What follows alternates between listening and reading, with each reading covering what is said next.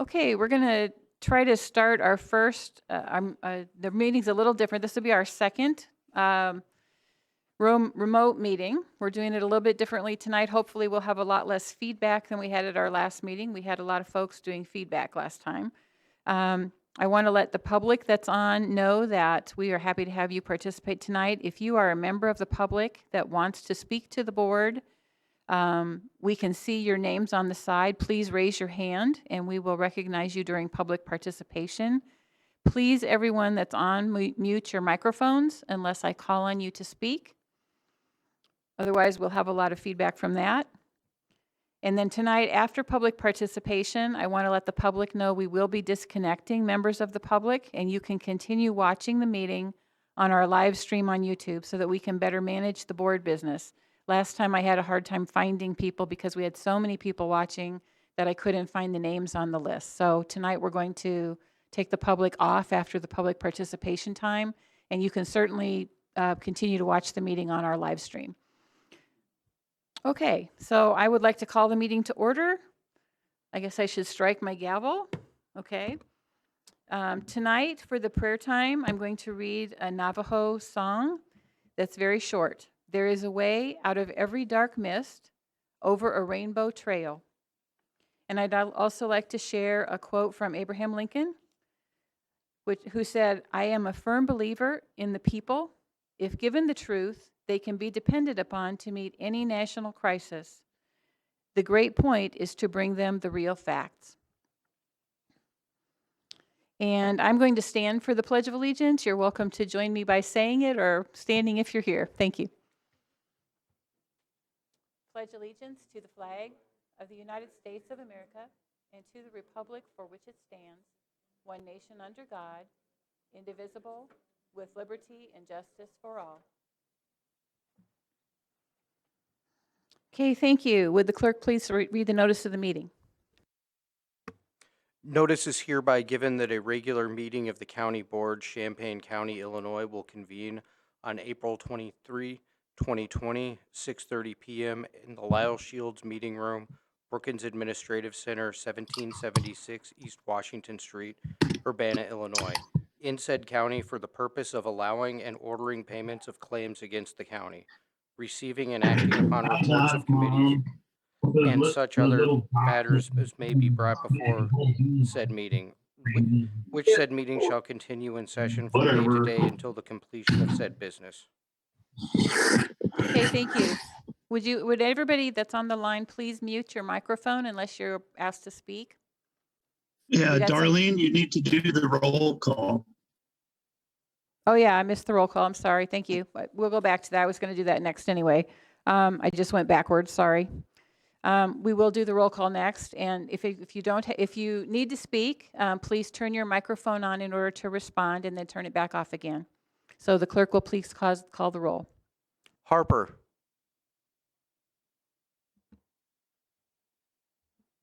Stan, if you're on, you're muted.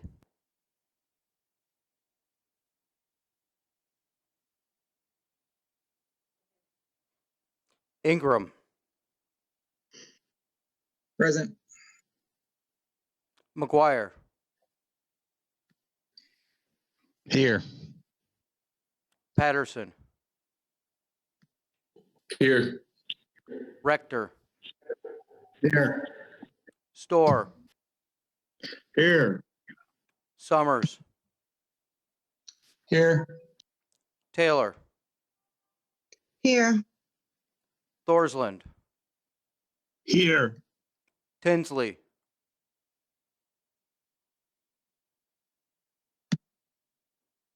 James, if you're on, you're muted.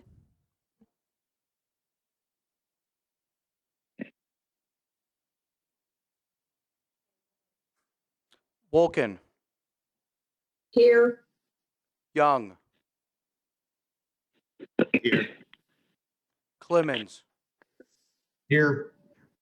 Clifford. Here. Cowart. Dillard Myers. Here. Eisenman. Here. Esri. Here. Fears.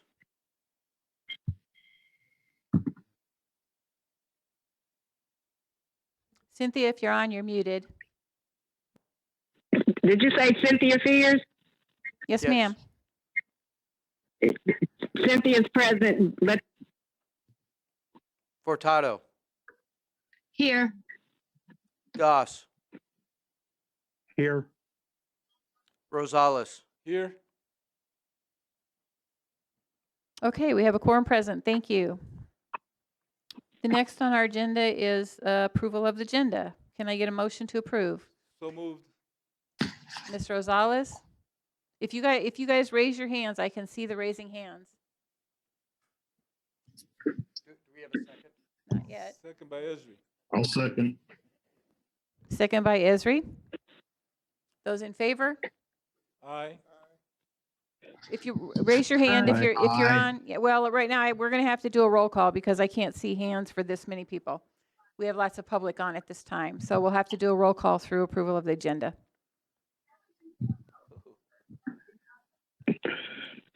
Ingram, Yes. McGuire,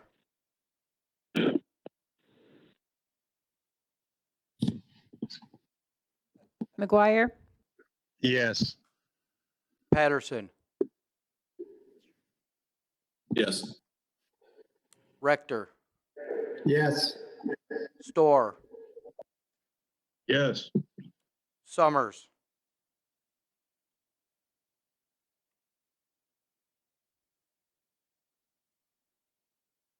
Steve, are you in favor of the agenda? Yes. Taylor, Yes. Thorsland, Yes. Wolken, Yes. Young, Yes. Clemens, Yes. Clifford,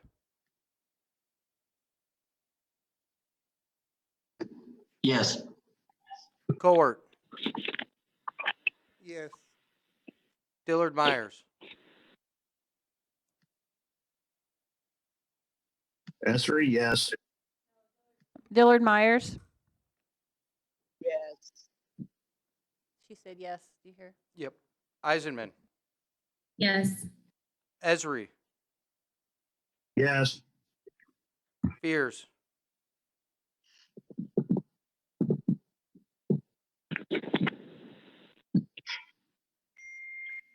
Cynthia, are you on still? We can't hear you.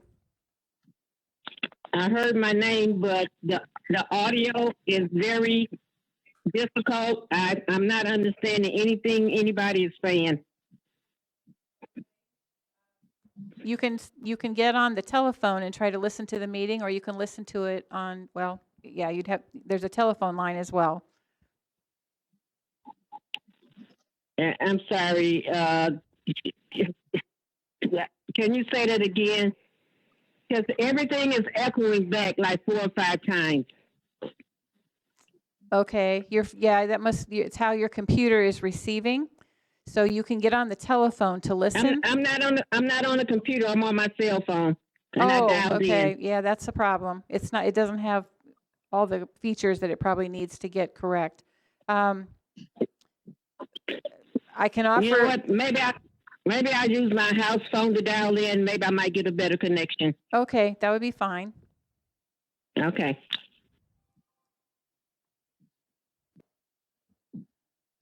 Okay, the next thing on the agenda is, oh, I didn't finish. I'm sorry, you're not done? Finish calling the roll. Oh, okay, I'm sorry, we still have another couple people.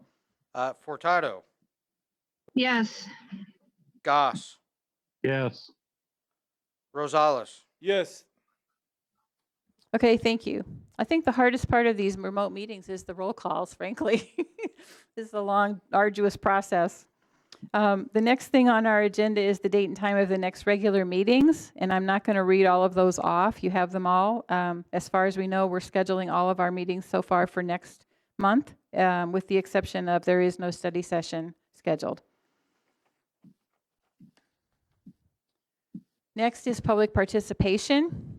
So at this time, how we're going to do this is if you are the public, please raise your hand.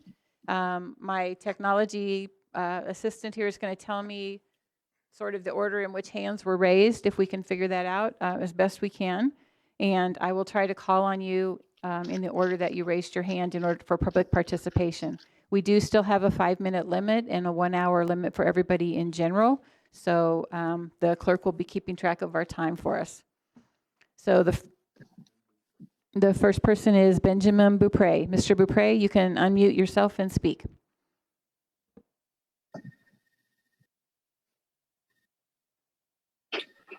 Hi, can you hear me okay? Yes, we can hear you fine. Okay, my name is Benjamin Beaupre, citizen representative with the Champaign County Reentry Council, but tonight I'm just speaking on my own behalf. Just wanted to highlight the work I've seen since I go to a lot of government meetings and cover a lot of local government stuff.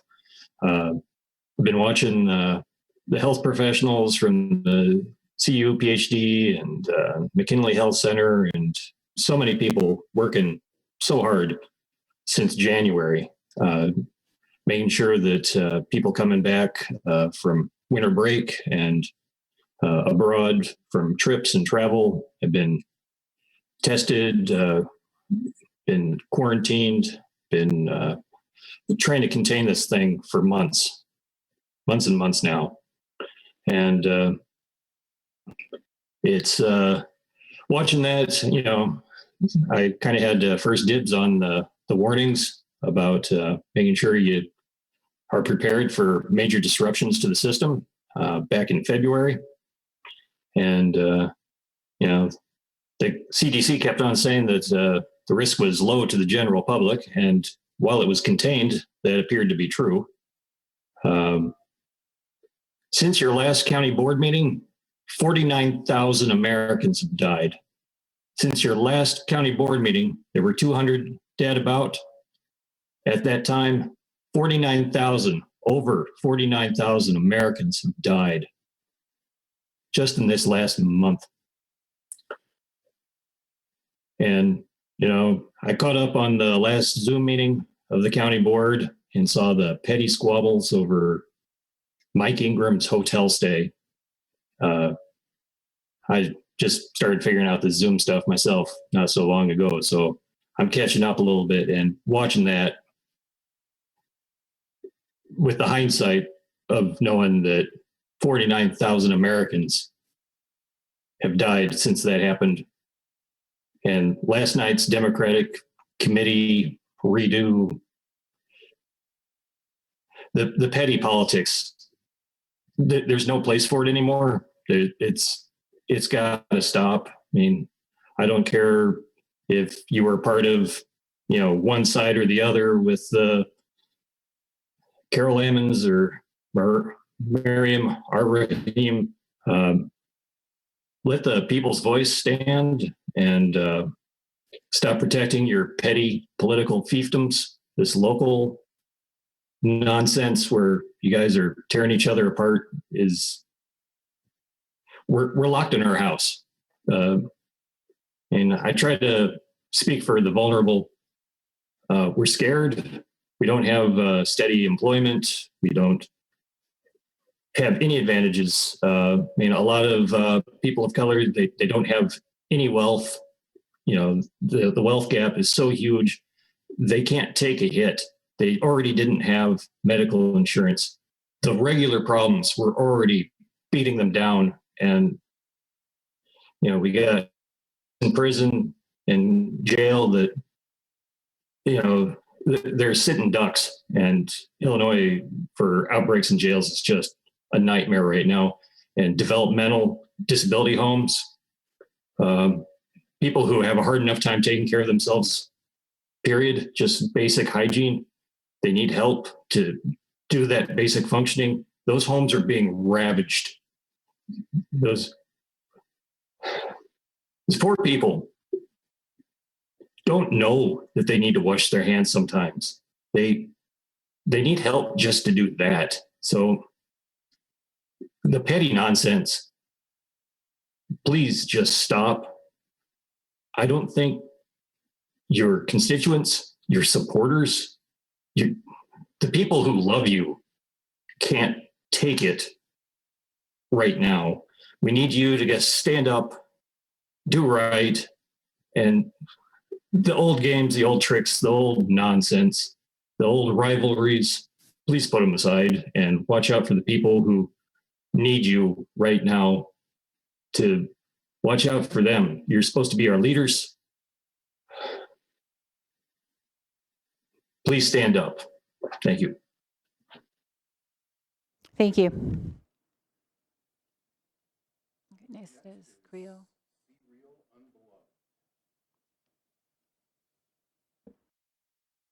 Serial Unbeloved is next. You can unmute and please speak. Did you say Creel Unbeloved? I'm sorry, Creel Unbeloved. That's me. Today I'm speaking in support of the Champaign Urbana Public Health District, especially their request of $470,000 from the county board. The Public Health District and Julie Pride are doing a phenomenal job of staying abreast of COVID-19 information and relaying this information to the public in a timely fashion. They have been constantly accessible via Facebook, their webpage, their phone lines, and through daily news briefings. CU PhD is responsible for coordinating and performing testing for COVID-19, and they have worked tirelessly and openly to keep Champaign-Urbana well-informed and safe during this pandemic. They predict that the full $470,000 will be needed to do this vital work. Preventing illness and reducing deaths from COVID is their job. Give them the full amount requested that we may all be safe. Thank you. Thank you. Dottie Vera Weiss is next. Dottie, you can unmute.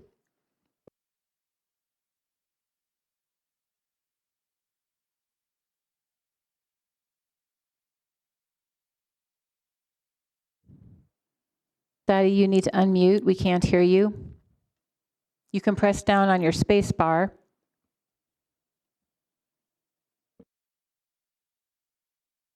Darlene, are you calling me? Yes. Okay. I am unmuted. Can you hear me okay? We can. Okay. Well, thank you. And I'm Dottie Vera Weiss. I live here in Urbana for the past 7 years. And I've mentioned before that I'm a retired family physician. I don't know that I've mentioned that I also worked for the health department in San Mateo County for 10 years, and San Mateo County, California.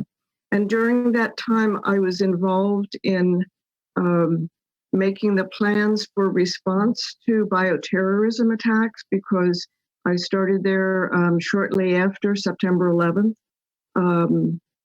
I also was involved in responding to the H1N1 flu epidemic in 2009. And so I've had a little taste of some of the issues that are being addressed right now. This is, on the one hand, a much more contagious disease than H1N1 was, and it is often much more severe. In addition, I've seen how important it is at these times to have all 4 portions of an emergency response functioning. The 4 portions are the planning, the operations, the finance, and I've just blocked on the other one, but I'm sure that, that Julie Pride can say what it is. But anyhow, in the request that comes from the County Board of Health, we're trying to make sure that the finance issue is in place and doesn't become a problem. And just as a clarification on this, the County Board of Health receives funding from people who are outside of Champaign, the city of Champaign, and the city of Urbana. We receive the public health tax dollars from the people that are in the county areas outside of those 2 cities. And the County Board of Health is appointed by the county board.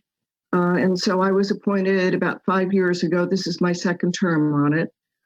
And we do contract with CUPHD to actually provide the services. And we're very lucky that we have CUPHD to contract with, because they are well organized, they have excellent staff, and we feel like our money is very well spent there. And in general, CUPHD provides the services we request, such as communicable disease control services and environmental health services, as well as some dental services and others in the county areas outside of the two cities. We also have made sure to have a reserve fund to be able to respond to any public health emergencies. And we are certainly in that time right now when we need to use the funds, and we need to have them quickly available so that they can be accessed by CUPHD as our basically our employee in dealing with all of these things. Even though COVID-19 is not severe right now in Champaign County, it can change at any time, and we need to be prepared ahead of time to deal with it. There are a number of different things that might be needed, that might cost a lot of money altogether. Could be supplies, staff for testing and for contract tracing, housing for quarantine and isolation for people who don't otherwise have a suitable place to do that. Supplies and staffing for vaccine campaign once a vaccine is available. We are requesting that the funds that are in the reserve that the county just holds for the County Board of Health be made immediately available as needed, and they will only be used if they are actually needed.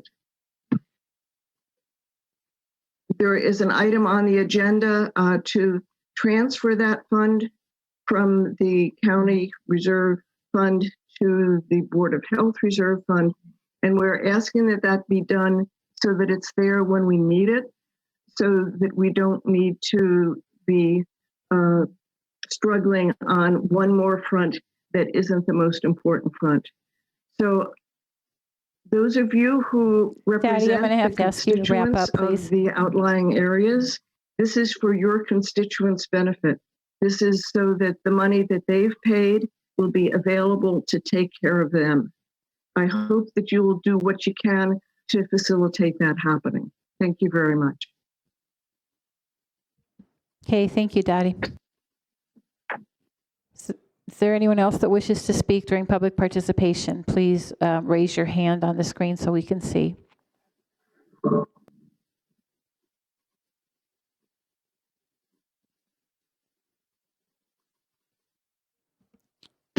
Okay, I'm closing public participation at this time. Thank you. Next on our agenda, well, actually, what I'm going to remind you here is that we will be taking public off of the Zoom application, and you can certainly continue to watch the meeting on our streaming live stream. We need to do that so that we can find the hands that are being raised more easily with a large crowd on the Zoom. So you'll certainly be able to still watch the meeting live. Darlene, point of order. Yes. So the echo is only this. You got rid of chat. The echo is only on your part. You need to do it. You are basically unintelligible. Okay. So you need headphones or something, because it's just we could barely understand anything you're saying, and it's only when I'm speaking, not when everyone else is speaking. That's because she's on that twice. I hear it also from other people. It's not just Darlene. She's got her cell phone on, and she's the co-host of the meeting. Okay, so I'll try just to speak more slowly. Hopefully that will help. We have to be able to do it in this room because we have to record as we're doing it. So I'll try to slow down my speech when I'm speaking. I'm sorry for that. We'll try to fix that for next time.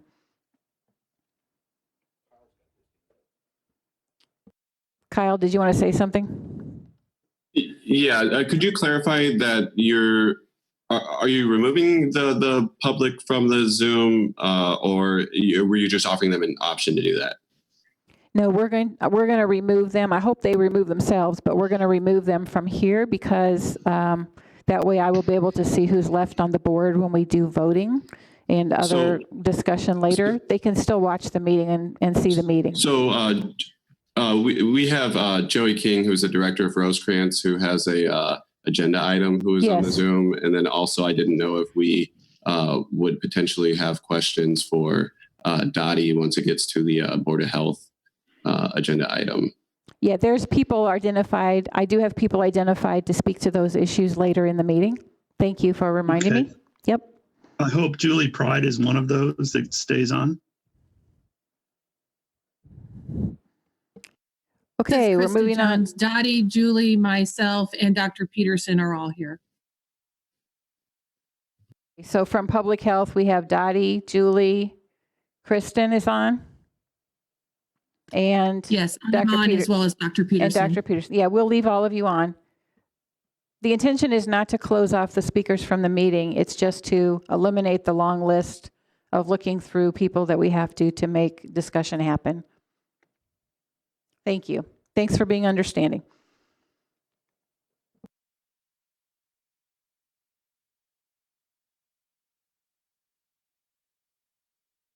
Next on our agenda is the consent agenda. This would require a roll call vote. Can I get a motion to approve the consent agenda? So moved. Mr. Rosales? Second. Mr. Patterson? Is there discussion? I'm sorry. I see hands up for Mr. Patterson. You have your hand up. Did you want to say something about the consent agenda? Nope, I just never put my hand down. Okay, put your hand down, please.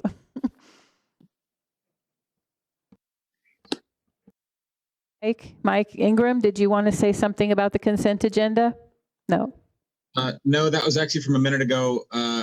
What I was basically trying to, the guys that were just having a conversation about your computer audio being off, I don't know if they knew that we could hear them, but that was picking up audio wherever they were having that conversation. Okay. I think that's part of the issue with this feedback is that somewhere your microphone is picking up the Zoom audio again, and that's why the feedback's the loop is being created. Okay. Which I thought meant that your laptop audio that's right in front of you was on, but if that's off, then there's just something else picking it up somewhere. So I just wanted to mention that. That's it. Okay, thank you.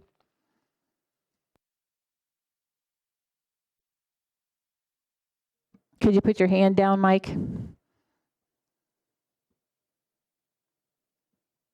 Okay, we have a second from Mr. Goss. Does anybody else wish to speak to this issue of the consent agenda? Put your hand up if you wish to speak.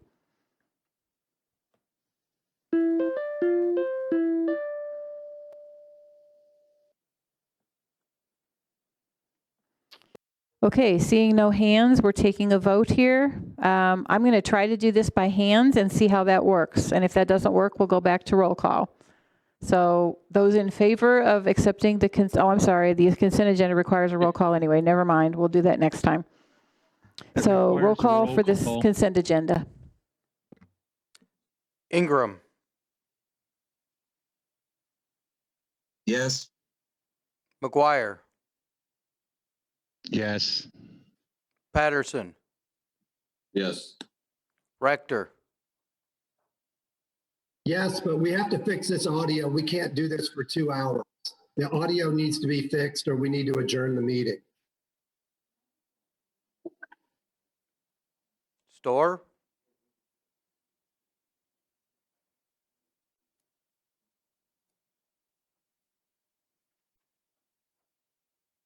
Go ahead and finish this vote, please, and then we're going to try to fix with something else.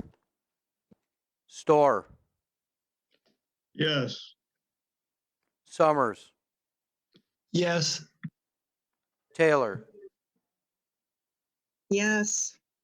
Thorsland, Yes. Wolken, Yes. Young, Yes. Clemens, Yes. Clifford, Yes. Coert, Yes. Dillard Myers, Yes. Eisenman, Yes. Esri, Yes. Fears. I am unable to vote because I have not been able to understand what anybody is saying. So I don't even know what we're voting on.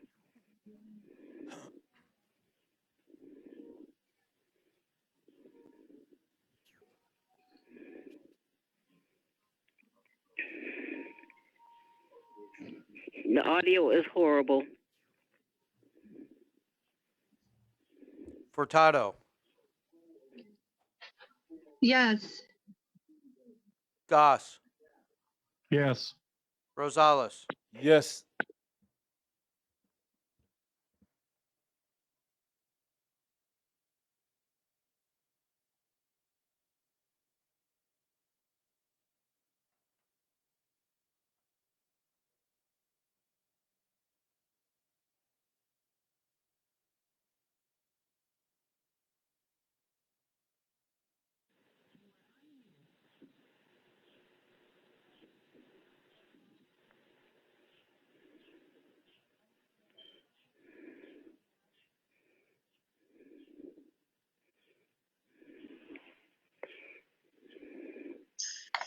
Okay, I'm on a microphone now with a headset.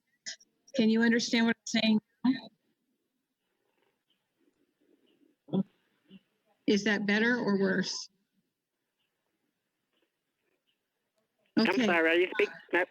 Are you speaking to me or who? Cynthia, can you hear me better now? Yes, I can hear you better, but I still don't know what was being said previously. So I don't know what we're voting on.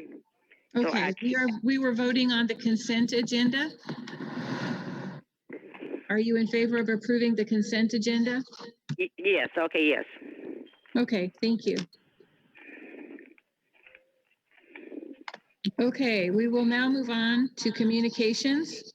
Does any member of the board have a communication to share with the board about a liaison activity or something else? I do. Can you hear me? Director? Yes, I regularly attend the Champaign County Subcommittee for Ending Veteran Homelessness. Been going for about the last year. They meet at the Salvation Army. It's a really amazing group. And I'm excited to share that apparently for the first time in Champaign County history, they passed the benchmarks. They submitted the paperwork for the U.S. Interagency Council on Homelessness. And again, this is focused on ending veterans homelessness. And it looks like they've met the 4 benchmarks and they've submitted that paperwork. So that team that works really hard on this and getting housing and taking care of the veterans has really done a great job. So just wanted to share that. Thank you. Okay, thank you. Anyone else have anything to share with communication?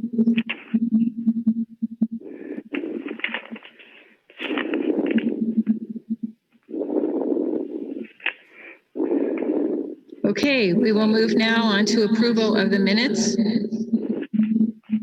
We are going to try to raise hands for this one. Can I get a motion to approve the minutes? So moved. Second. I'm sorry, you're all talking at the same time. Who moved? I'm looking for hands, not voices. Mr. Thorsland, second by Lee Taylor. Is there any discussion on the minutes for March 19th, 2020?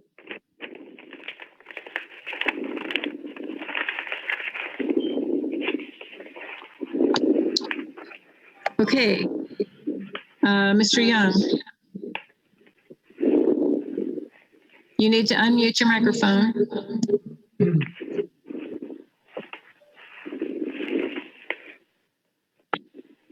Did you Mr. Young, did you have something? No. Okay, your hand is up. You raised your hand. Sorry. Playing around with it, sorry. We're going to vote now, so that's fine. Those in favor of approving the minutes, please raise your hand.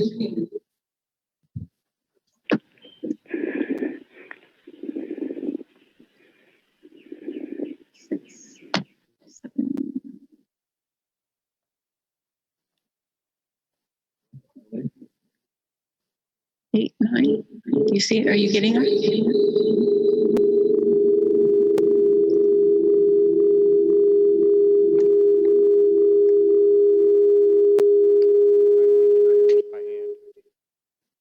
What's that? Carries by hand count. Okay. Motion carries. We were able to do it. Thank you. Going now to the standing committees.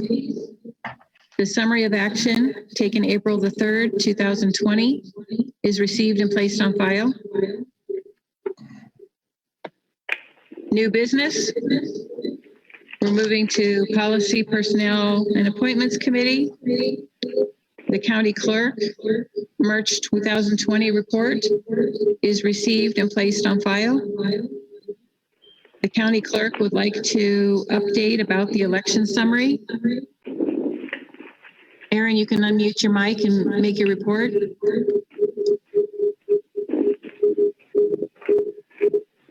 Oh, that's terrible.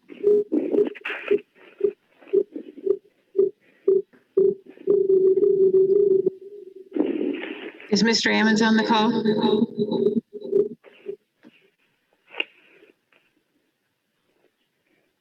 Aaron, you're still muted if you're there.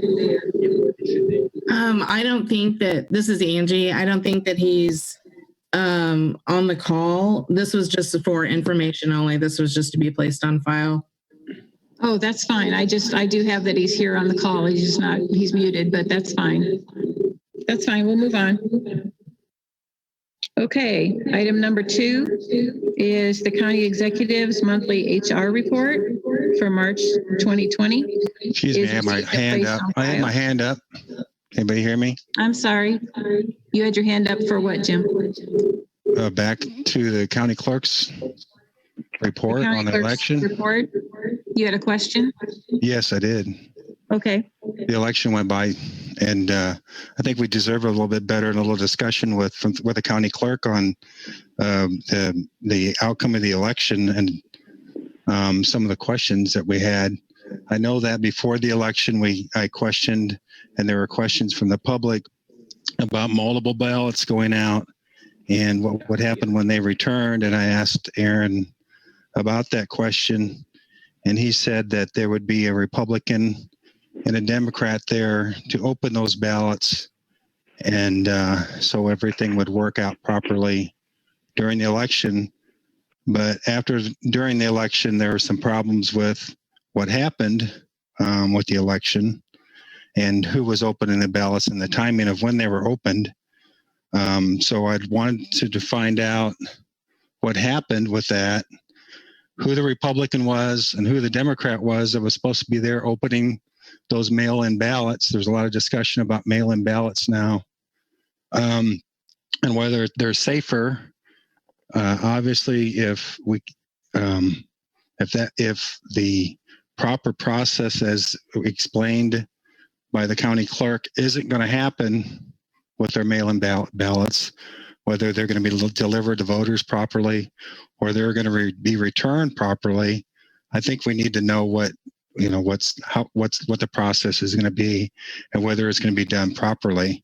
But I've never heard who the Republican was and who the Democrat was to be there when those ballots were opened. Can we get that answered? What happened? Can you hear me?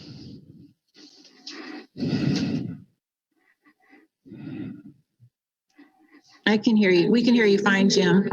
I'm seeing if Angie is still on the line to answer your question.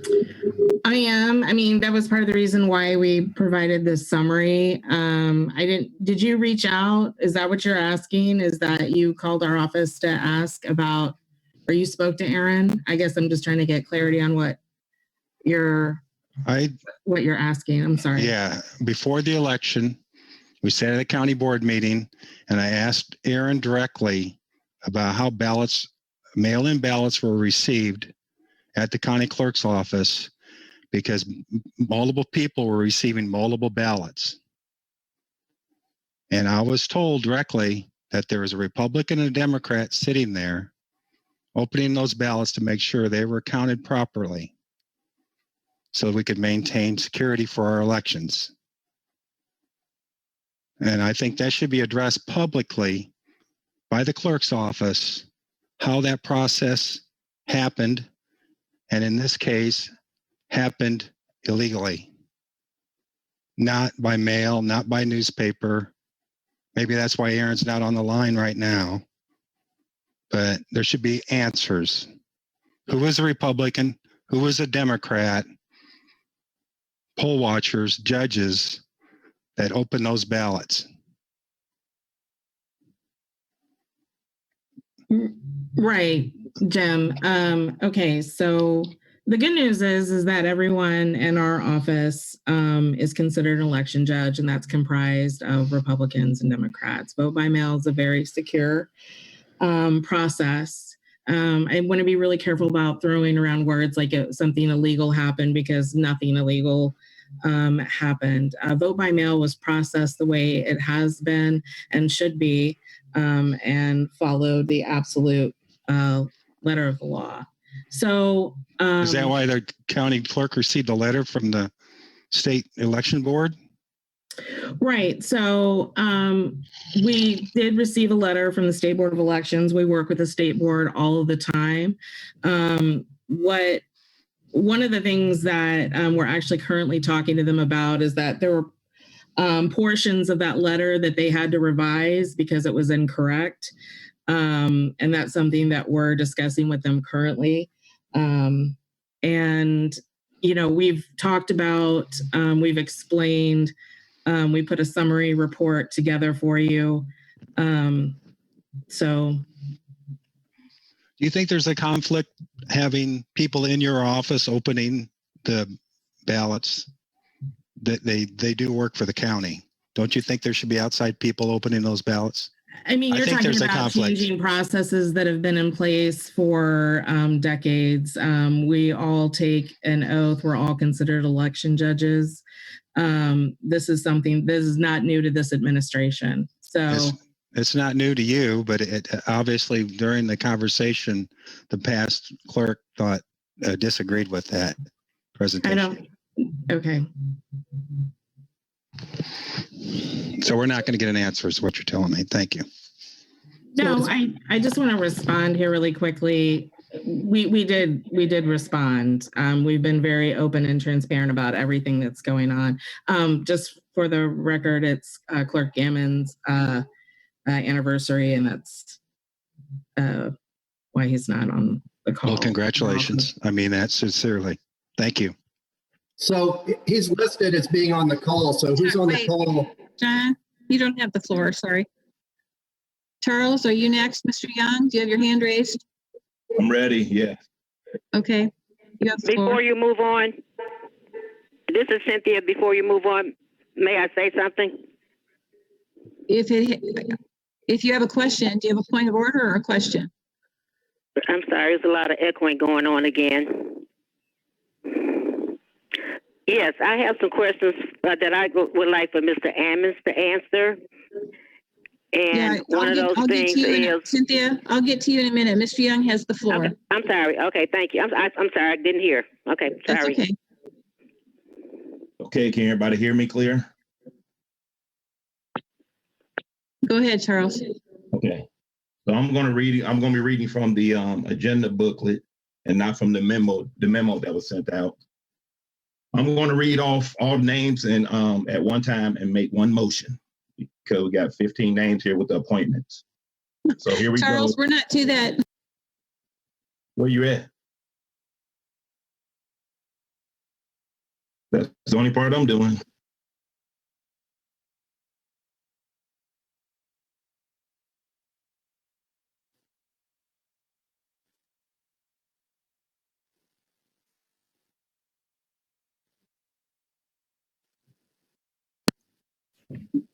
Hello?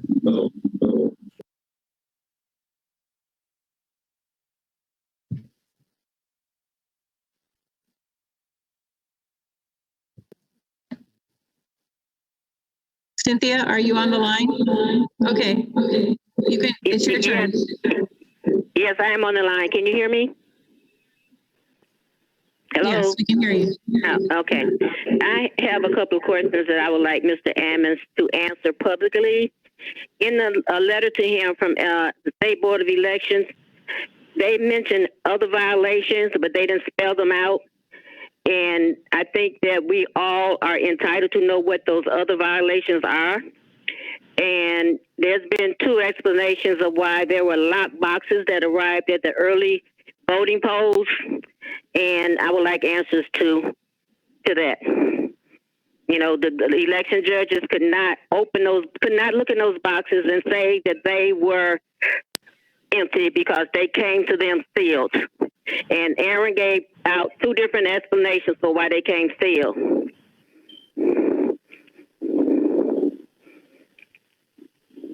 Angie, can you speak to that, please?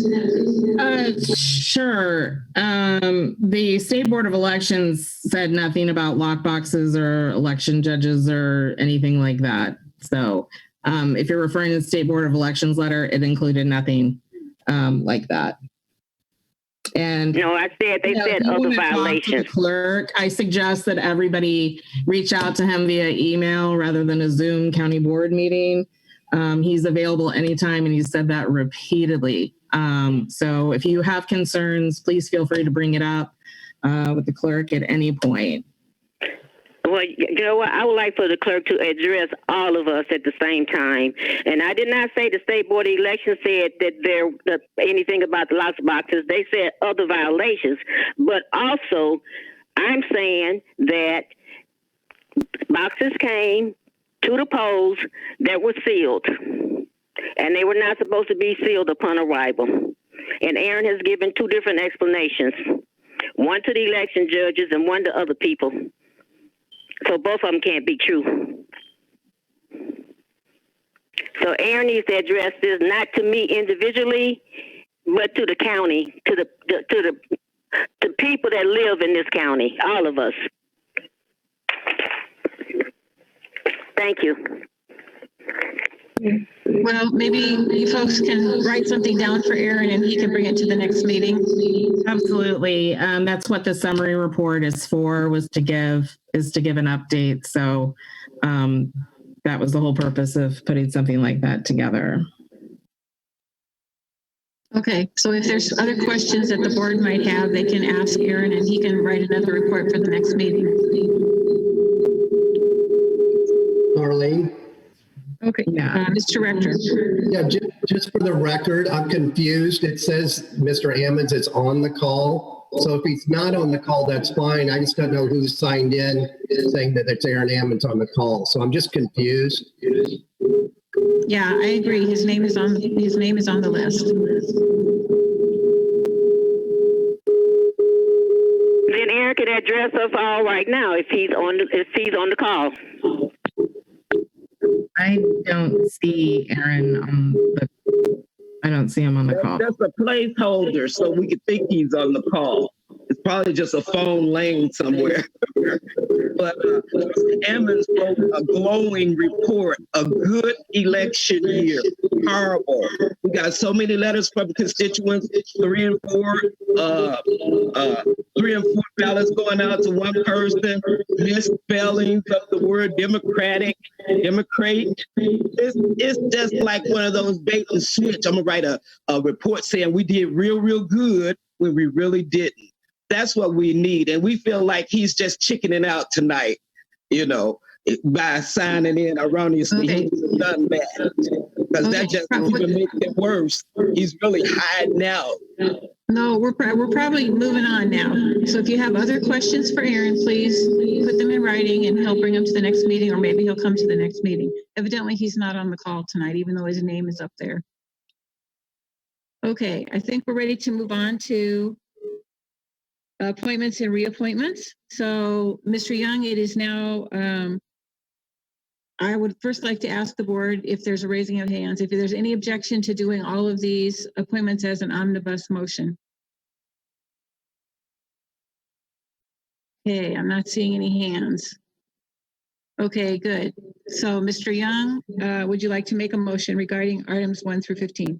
Yep, I so move adoption of resolution number 2020-93 appointing Brian Tho to the Broadland Longview Fire Department District, term 5/1/2020 to 4/30/2023.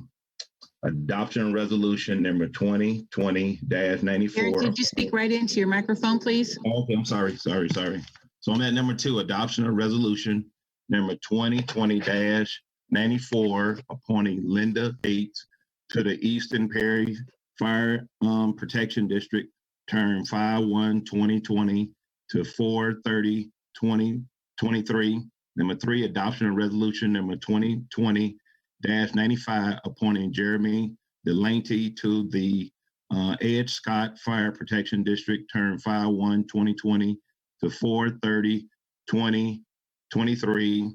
Number 4, adoption resolution number 2020-96, appointing Denny Jane to the Icedale Fire Protection District, term 5/1/2020 to 4/30/2023.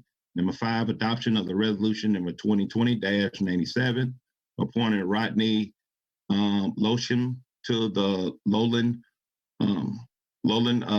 Fire Department District, term 5/1/2020, 4/30/2023. Number 6, adoption resolution number 2020-98, appointing Jim Vickers to the Ogden Roar Fire Protection District, term 5/1/2020 to 4/30/2023.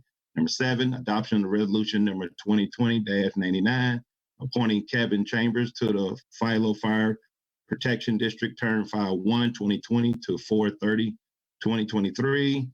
Number 8, adoption resolution number 2020-100, appointing David Bright to the Sangamon Valley Fire Protection District, term 5/1/2024 to 4/30/2023. Number 9, adoption resolution number 2020-101, appointing Chris Carr to the Scott Fire Protection District, term 5/1/2020 to 4/30/2023. Number 10, adoption resolution number 2020-102, appointing Howard Marsh to the St. Joseph's Staten Fire Department District, term 5/1/2020 to 4/30/2023.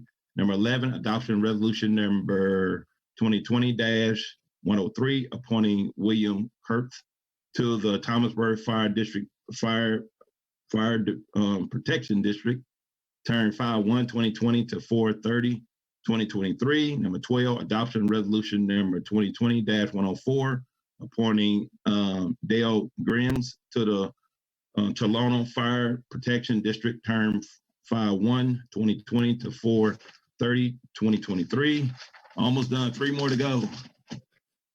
Number 13, adoption resolution number 2020-105, appointing Ruth Mitchell to the Windsor Fire Park District, Fire Protection District, term 5/1/2020 to 4/30/2023. 14, adoption resolution number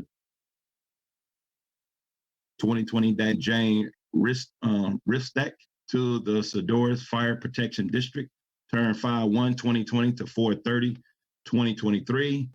And 15, adoption resolution number 2020-107, appointing Greg Smith to the St. Joseph number 4 District Drainage District, unexpired term ending 8/1/2021. That's it. Thank you. Do I get a second, please? Second, S3. Mr. Rector?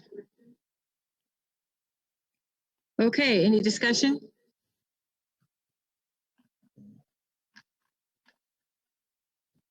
Seeing none, those in favor, please raise your hands.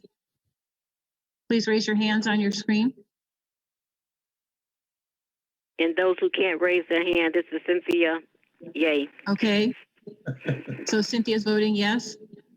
Yes.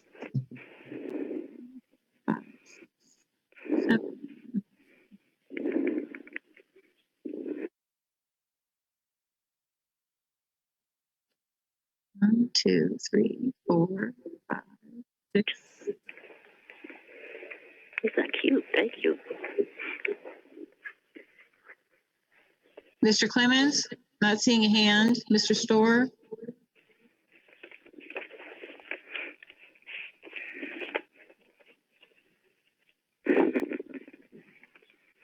Okay, are you voting no, or I just can't see hands raised?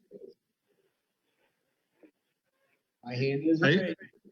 My hand is Mr. raised. Clemens, I got you. My hand is raised. I'm sorry, your hand on your screen. I can't see a hand raised on the screen. Are you, yeah, are you? Okay, Mr. Storr, Mr. Clemens, this is. Do you guys know where your hand raiser button is? The hand? Okay, thank you. Motion carries. Those opposed?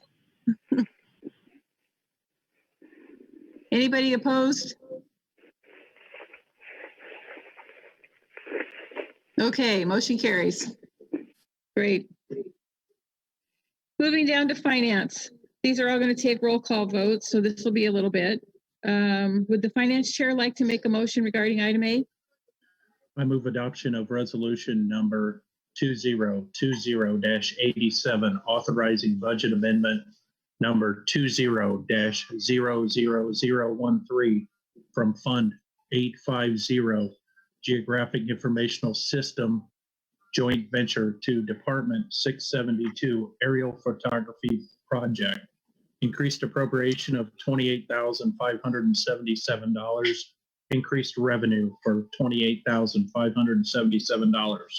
The reason is this amendment is needed to account for the addition of Douglas County to the 2020 Ortho Acquisition Project. Can I get a second to that motion? Mr. Young? Discussion? Yes. Yes. Mr. Storr? I'd like to ask if anybody is here from the GIS consortium to answer a question about the about this arrangement. They are not here tonight. Very well. I can pass along a question if you'd like. I was curious if the acquisition included color infrared as well as the visible. And I hope that it would. Okay, I'll take a note and ask Leanne. Any other questions or discussion? Okay, this requires a roll call vote. Please unmute your speaker when it's your turn to talk. Ingram. Yes. McGuire. Yes. Patterson.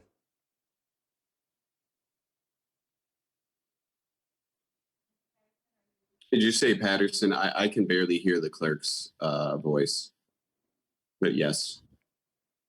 Rector.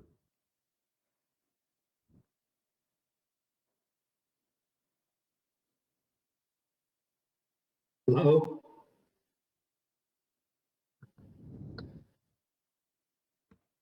Hello?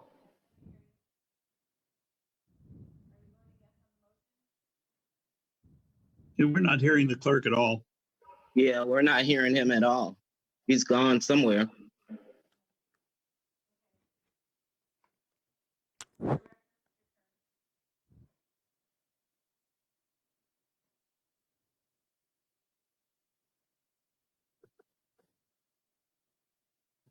Mr. Rector, it's your turn to vote. Yes. Thank you. Store. It's Chris Storr, and I vote yes. Summers.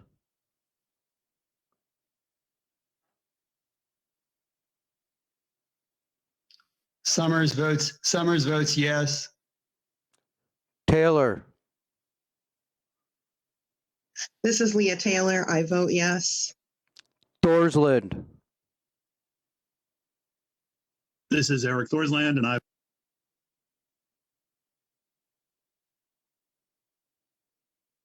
Was that a yes? Was that a yes? Jody Walton votes yes. No, with Thorsland, was you cut off?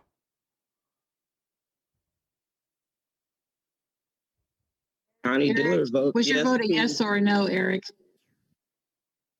My vote was a yes. We can't hear the Thank clerk you. at all. Yeah, we can't hear the clerk. I'm yes as well, Darlene. He just faded out, never came back. Wolken.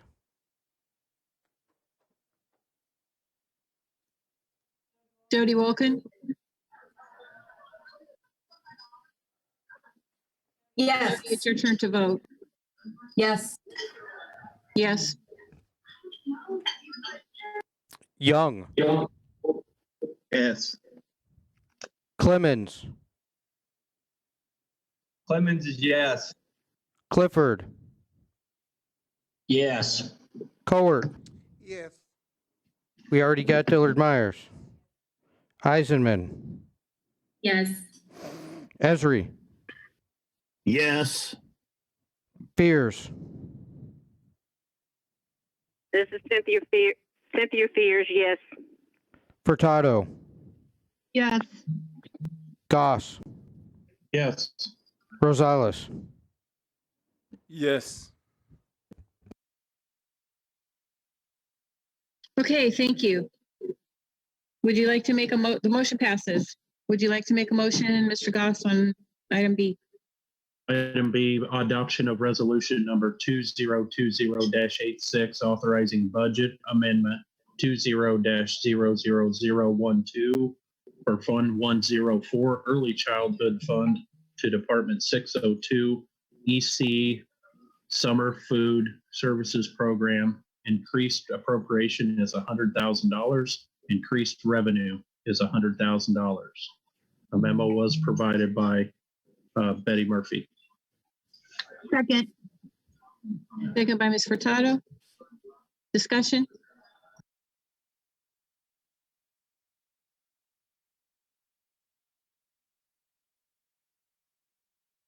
Mr. Young, your hand is still up. Do you want to say something?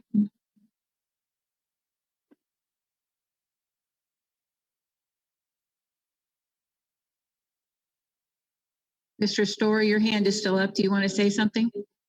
Oh, you removed your hand. Thank you. Okay, those in favor of the motion, this requires a roll call vote. Ingram. Yes. McGuire. Yes. Patterson. Yes.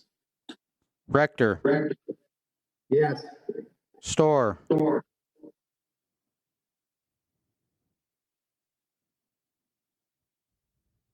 Mr. Storr? Yes. Summers. Yes. Summers votes yes. Taylor. Yes. Thorsland. Yes. Wolken. Yes. Young. Yes. Clemens. Yes. Clifford. Yes. Cowart. Yes. Dillard Myers. Yes. Eisenman. Yes. Esri. Yes. Fears. Cynthia Fears, yes. Furtado. Yes. Goss, Yes. Rosales. Yes. Yes. Okay, thank you. Motion carries. Can I get a motion for item C? So moved. I move of resolution number 2020-91, authorizing budget amendment 20-00014. Increased appropriations are 250, increased revenue 50,000. The reason is this is the pass-through fund established for joint purchasing and receipting of Emergency Operations Center COVID-19 supplies, actual needs. Startup funds provided by 5 MetCAD administrative members. Entities will be billed at cost for utilization. Also a memo attached that provides additional information. Thank you. Can I get a second? Second. Ms. Cowart, Second. discussion, please. I have a question. Ms. Furtado?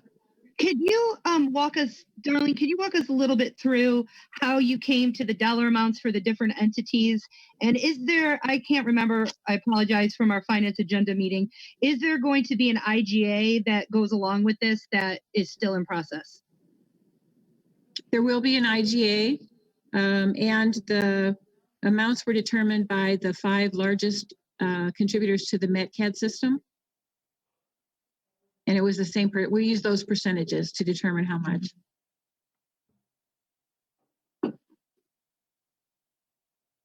Thanks.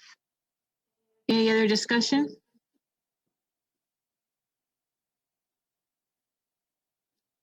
Mr. Patterson? Have we, have the other entities agreed to the partnership? Pardon? So These are the 5 entities basically are putting money in for a capital fund. have the other entities people don't get the supplies. Have the other entities approved the agreement? I didn't hear you. Have the other entities approved the agreement, like the different cities? Have their city council? No, it's at the attorneys at this, it's at the attorney level at this point. Okay.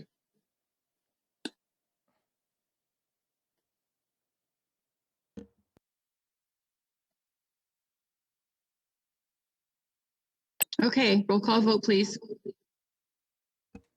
Ingram. Yep. McGuire. Yes. Patterson. Yes. Rector. I'm going to recuse myself on this vote. My son currently works at Champaign County EMA. Okay, thank you. Store. Yes. Summers. Yes. Taylor. Yes. Thorsland. Yes. Tinsley. He's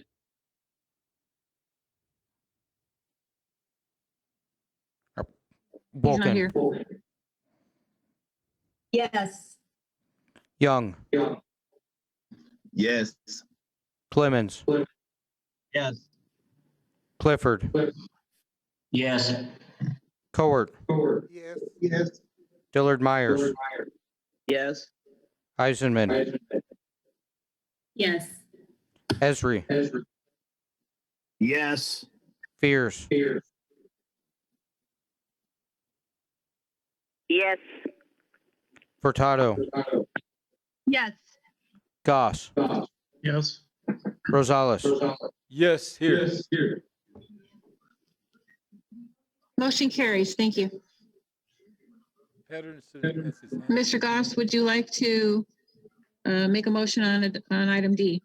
Yes, I move adoption of resolution number 2020-92, authorizing budget amendment 20-00015 from Fund 080 General Corporate to Department 043 Emergency Management Agency. Increased appropriations are $18,750. Increased revenue is 0. The reason for this, it's the county's contribution for joint purchasing of Emergency Operations Center COVID-19 supplies and operational needs. So it is our share of the resolution that was just passed. Can I get a second, please? Chris, yeah, I'll second. Mr. Storr, Yes. discussion?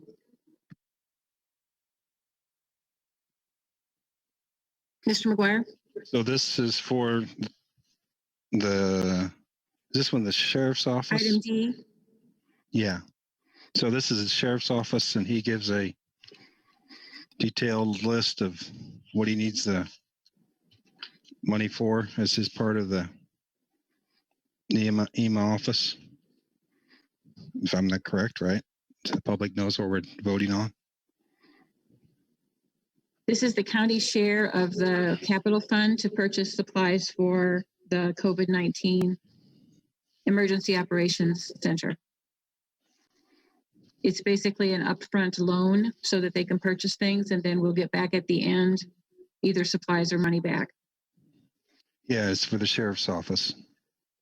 The sheriff's office part for what they need. Okay, thank you. Any other discussion? Mr. Patterson, your hand is raised.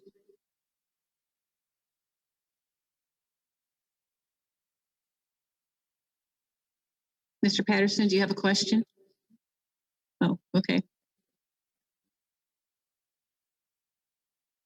Okay, this requires a roll call vote, please. Ingram. Yes. McGuire. Yes. Patterson. Yes. Rector. Again, I'm going to recuse myself. My son currently works at Champaign County EMA.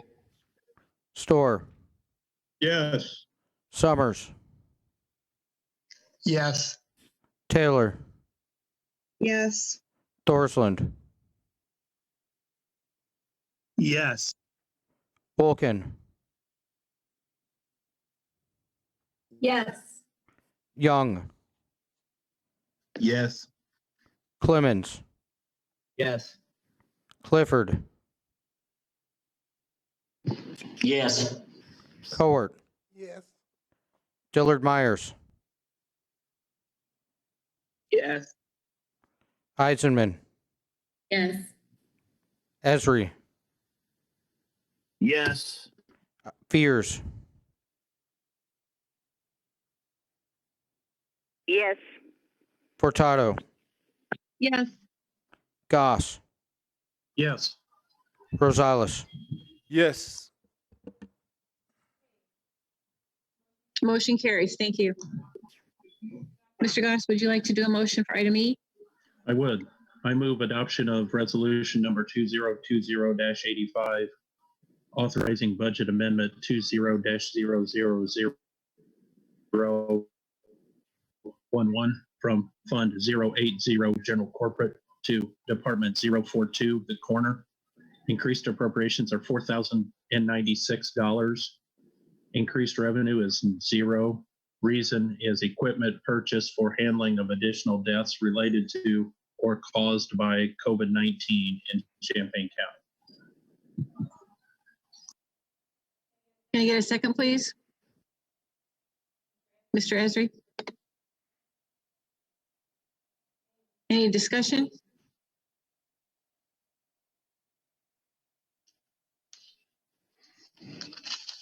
Mr. McGuire? Yes. And this too, just so we know, the public knows that we're just not in a bunch of different funds. This is for the coroner's office of the county for their use for COVID.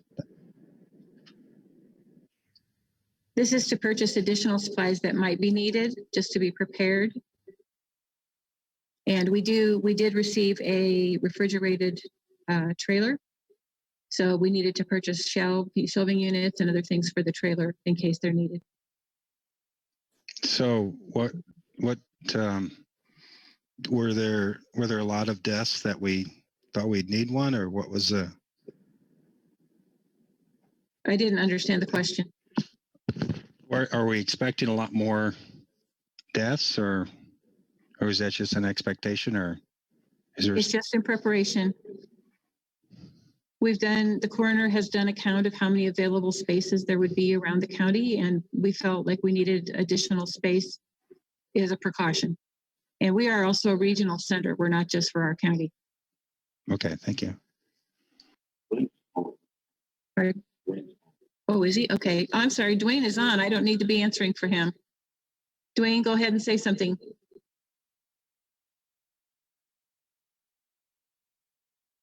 Dwayne, are you on? You're muted.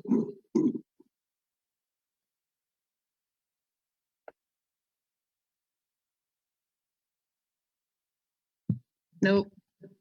Sorry. I guess he got off. No, I see him. It says connecting to audio over his window, but he's on the video. Looks like he's trying to figure it out.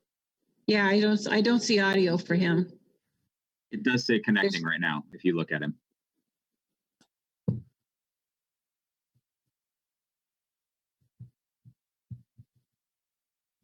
If there are other questions for him, I can take a question and get an answer for you later.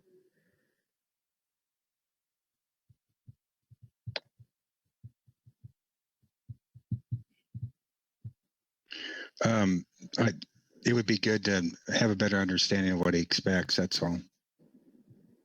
For spending extra money for the coroner. I'm aware that there are several precautions being set up just in case, and this is one of those things that our area, actually the truck came from the state. They gave them to certain areas around the state so that there would be capacity if it were needed.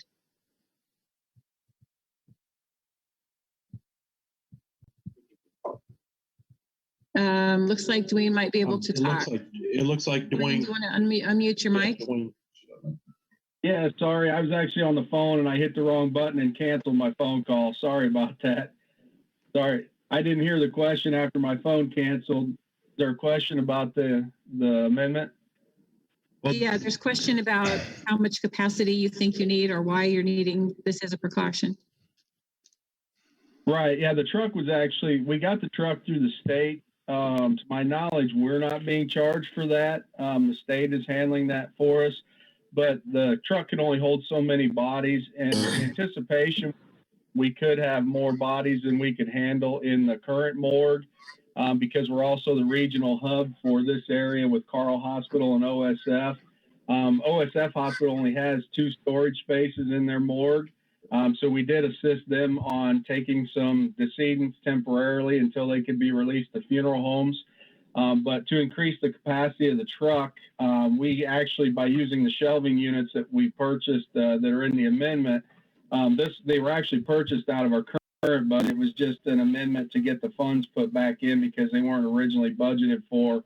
But we increased the capacity to 70 with the intent that if we had to, we could actually help surrounding counties as well if they needed it, because not every county has that storage capacity. So how many deaths have you seen and how many counties are you talking about in those counties? What's the trend? Do you know? Well, the deaths so outside of Cook County are staying pretty low related to COVID, but the problem is they're not just COVID related deaths. What's happening is there's delays because the funerals can't be handled now with the public gatherings and so forth. So families are having to make alternative decisions, and so it creates a chain effect that creates a backlog at the funeral homes and at the hospitals because the bodies aren't being picked up and services aren't being handled. So like I said, for example, we did assist the hospital on taking a couple bodies or decedents a couple weeks ago because they were full and they were afraid they were going to have another death overnight. Carl has a larger capacity, but we're actually the hub. If Carl would be overwhelmed with decedents as well, we would be able to assist them. We're the only entity in Champaign County that has that storage capacity currently with the trailer. We looked into buying wood products to build the trailers, but there was some concern with the refrigeration inside the trailer and mold and things like that. So actually this shelving units we got can be taken down and they can be reused if we have to. They can be sanitized and reused if we would have another disaster in the future. So, and it's my understanding we're applying for the shelving units to get a partial reimbursement through the funds coming from the state or federal government for disaster response. So we may get some reimbursement for that. Okay, great. Thanks for filling us in the public.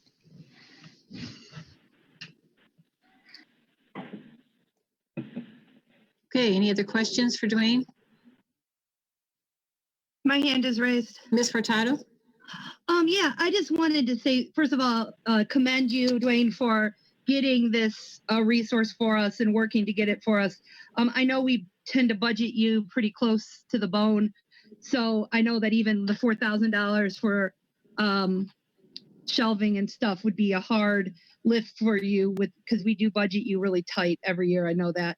And I think that I appreciated how your memo explained that your current capacity is 12. And I think you said that this is going to bump us up to 64, which, hopefully we're never going to have to use that much space, but this is a good resource for our county to have even after this particular emergency is over. So this is a good investment for our county to have just more broadly, to have that kind of capacity, especially given that we're a regional center.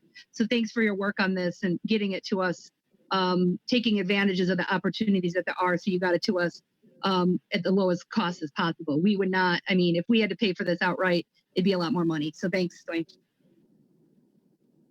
Thank you. Okay, thank you. Any other questions?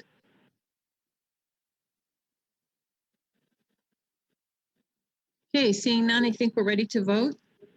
Roll call, please. Ingram. Yes, thank you. McGuire. Yes. Patterson. Yes. Rector. Yes. Storr. Yes. Summers. Yes. Taylor. Yes. Thorsland. Yes. Wolken. Yes. Young. Yes. Clemens.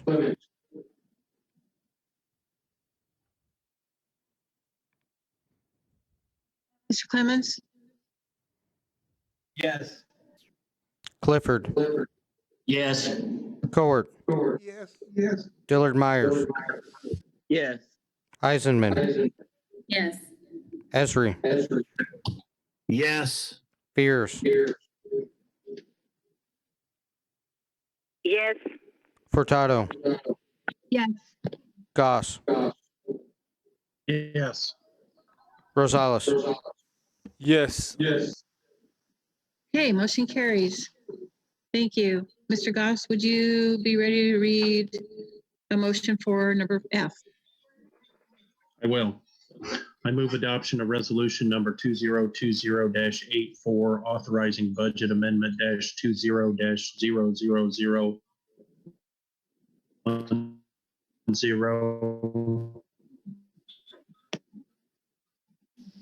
from Fund 089 County Public Health Fund to Department 049 appropriations of 170 county up to a cumulative total of 470,000. Okay. Second. Your bandwidth is getting stuck. We can't hear the rest of what you're saying. I heard enough to recognize what was on the agenda.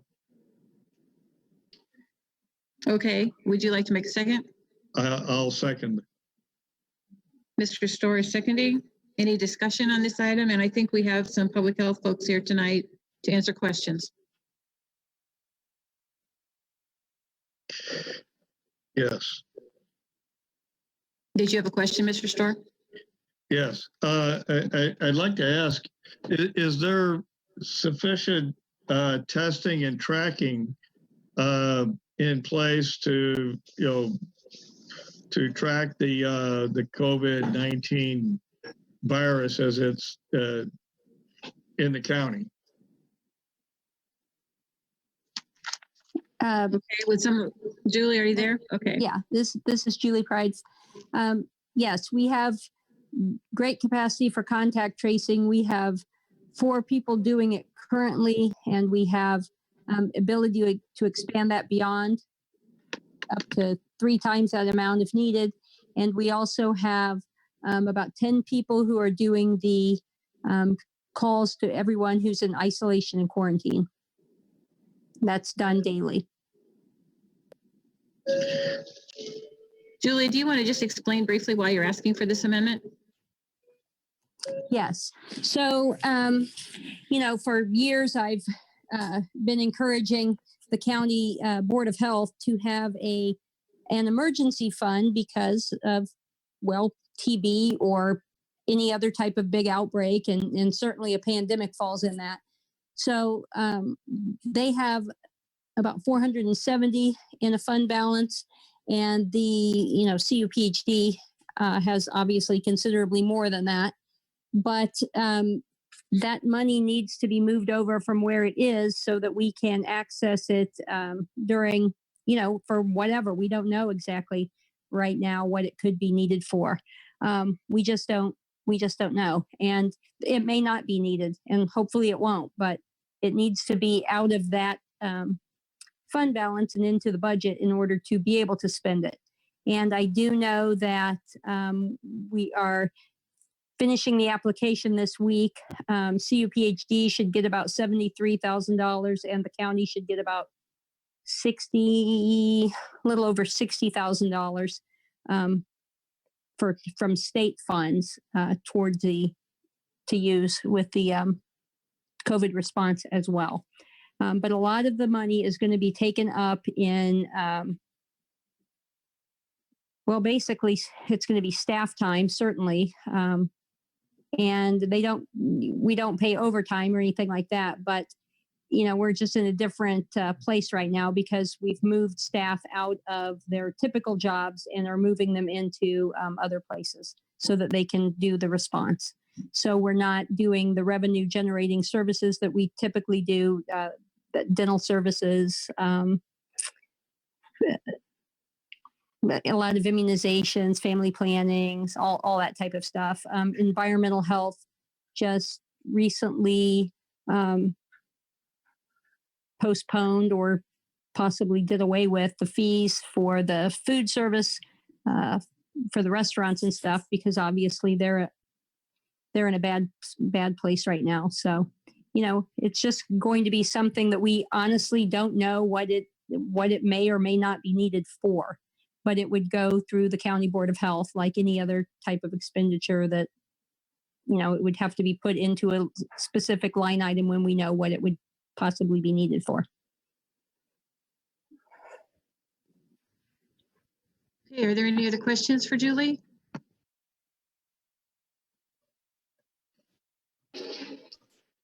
Mike Ingram. Tom. Hey there. I wanted to kind of thank Julie a little bit for the work she's been doing. I'm sitting here looking right in front of me at a piece about Randolph County, which about half of their county is farmland, and them having one of the highest infection rates in Illinois because of a couple of things that didn't quite get put in place as well as they did here. So this has been a really tough time for a lot of people. I really appreciate what you've been doing, and as vocal as you've been. I know that makes it makes it hard to be in the job that you're in right now, obviously, but I think this is an important step we need to take, and I just wanted to say that. Thanks. Hey, thank you. This is a very prepared, very prepared community. Hi there. I know that no one has any answers, and no one can look into the future and tell us what's going to happen. But I guess in the back of my mind, I worry if we do the full amount that is there, what happens if this does come back in the fall, which I pray it does not happen because me and my children are ready to go back to normal. But what will happen then if we depleted this? Like, what if we just cut it in half, and then there would be some, if it does come back in the fall? Do you have any thoughts on that, or what you would do in the fall if you do have to take this money now? Sure. It's absolutely going to come back in the fall because it isn't going to go anywhere until we have herd immunity through vaccination or something. So unfortunately, it's going to be with us for quite a while. There's nothing to spend it on right now. So that's the important thing for everyone to know. We don't have any, and anyone who's worked with me long enough knows that we're just not going to start spending it. But all we're wanting is the money to be moved over to where it can be accessed if needed, so that we don't have to go through a month-long process of meetings and things to get it in there.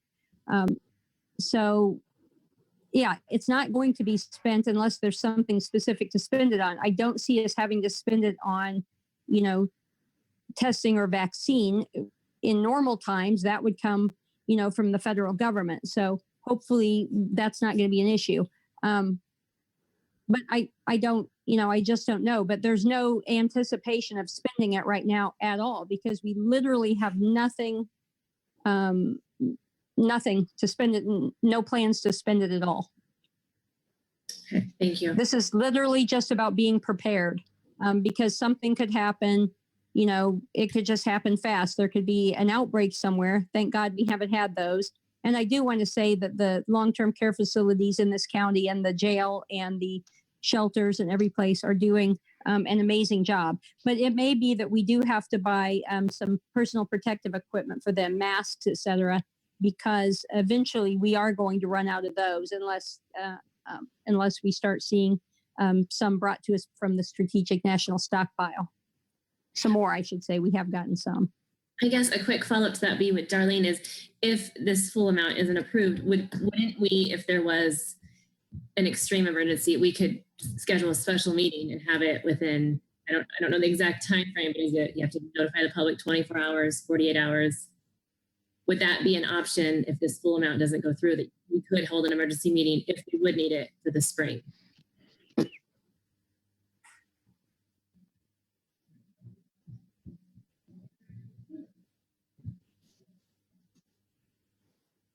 I don't see an answer. Special meetings take 48 hours. 48 hours, okay. Are you asking, to repeat the question? I didn't get it, Jody. Asking you, Darlene, like I was just asking if there was something that came up and we did need the money. Julia just mentioned that she didn't want to wait the 30 days, like the month, to go through a meeting. If there was an emergency need, we would be able to plan an emergency meeting and get it to her faster than in 30 days, is my question. We would be able to call a special meeting of the board to approve it. Julie can talk to you about some of the issues with how fast we need to do things. Yeah, if that is that all it would take, would be calling a special meeting and then moving it if it needed to be. Is that all it would take on your guys' end? It doesn't have to go through the County Board of Health and then to you and then back to the County Board of Health? Or...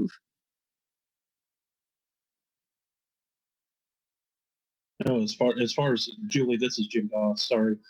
As far as I know, once the money is appropriated, so if we were to appropriate a portion of it tonight, and you came back to us and literally Monday morning and said, "Hey, something's really happened bad over the weekend," we could call a meeting on Monday or 48 hours later, and we could reappropriate up to your savings balance. And then that money would be appropriated. It does not have to go back to the Board of Health. Oh, and okay. if I'm wrong, somebody please speak up. We can appropriate it at that time. Yes, another meeting. What Julie's saying is then it would also have to go to her board to request it, and then we would go back and forth. No, it doesn't have to go. I don't think it would have to go to my board. It would just, I'm never exactly sure how it works on your guys' end. So yeah, if it can, I was thinking of the County Board of Health, because they're the ones that, pass the request initially, and then it goes to you guys, to a couple of committees, and now we're at this meeting. And then, so I just wasn't sure if there was an expedited kind of process, but no, it shouldn't have to go back to, oh, wait a minute.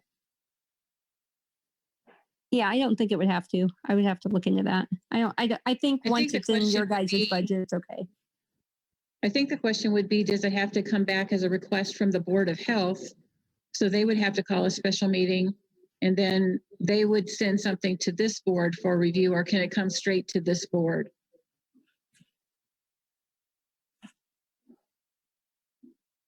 And I don't know the answer to that. Well, given that we don't know the answer to that, then wouldn't it be prudent to just approve the whole amount so that we don't have to work through details we don't? Yeah, I can't reiterate I'm going to enough ask that Tammy to there speak is to the nothing. question. She probably knows the process that we would have to go through. Hold on, Tammy. It's my understanding that the Board of Health has already approved the $470,000. Is that correct? Tammy, can you repeat that, please? Has the Board of Health already approved the $470,000? Yes, we did. This is Krista. The Board of Health did approve the full amount, again, as Julie has discussed, to expedite those services being in place, the funds being in place to assure that services would be available to residents of the county in an urgent crisis in a situation such as we find ourselves in at this time. And to respond to your question as well, Jody, we did take that into consideration. We looked at the fund balance and the longevity of that balance.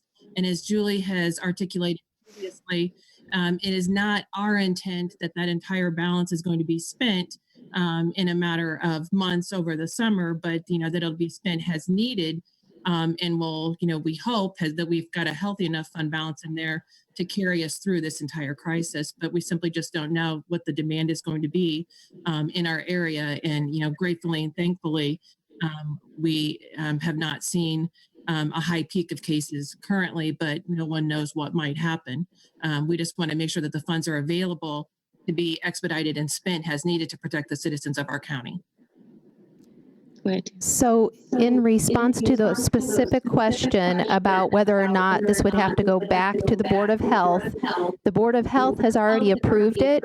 So if the county board chose to only approve a portion of it, then I think they would just need to have a special meeting to approve additional funds up to the amount that the Board of Health has already approved. Okay, Jim Goss.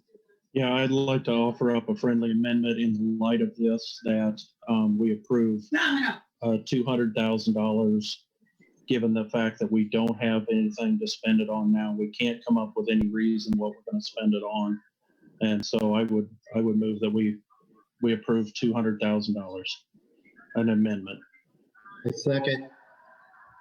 Mr. Rector, you second the amendment? Yes. Is there discussion on the amendment? Ms. Furtado?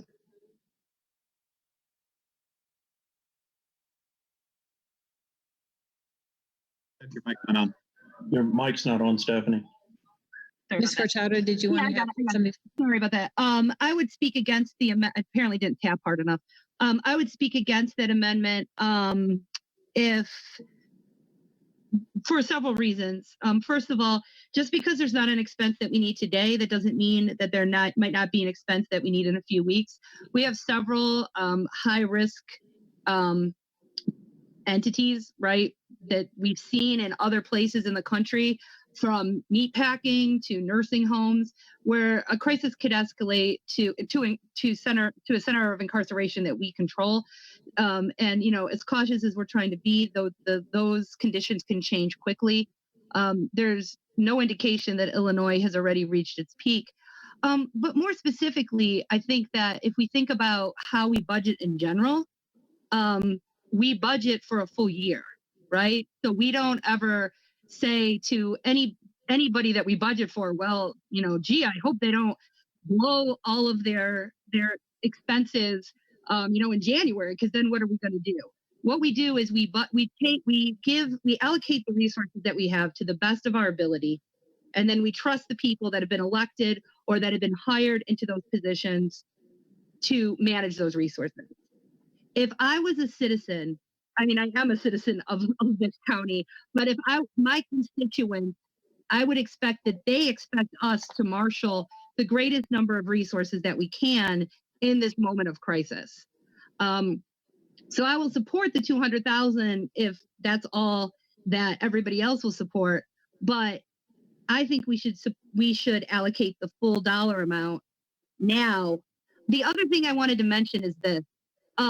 We've seen that buying supplies in this crisis often have to be done quickly. I don't know if you've been paying attention to the news, but in some cases, because there is not any sort of coherent national plan on marshaling resources, different government entities have had to drive checks to the businesses where they're buying supplies from in order to make sure that they don't get outbid from somewhere else. So you might say, oh, 48 hours, that's not that long if all we have to do is call a meeting. 48 hours, depending on what we decide we want to buy, those resources might not be available because another county in Illinois or another county in another state that had a more forward-thinking outlook might go get them before we do. So we have this resource. This resource is in place for this kind of moment. I think that we allocate it so that our full level of resources are available for the citizens of our county. And then we hope we don't have to spend it. But the idea that we would keep some of those resources in our pocket at this moment, it just doesn't make any sense to me.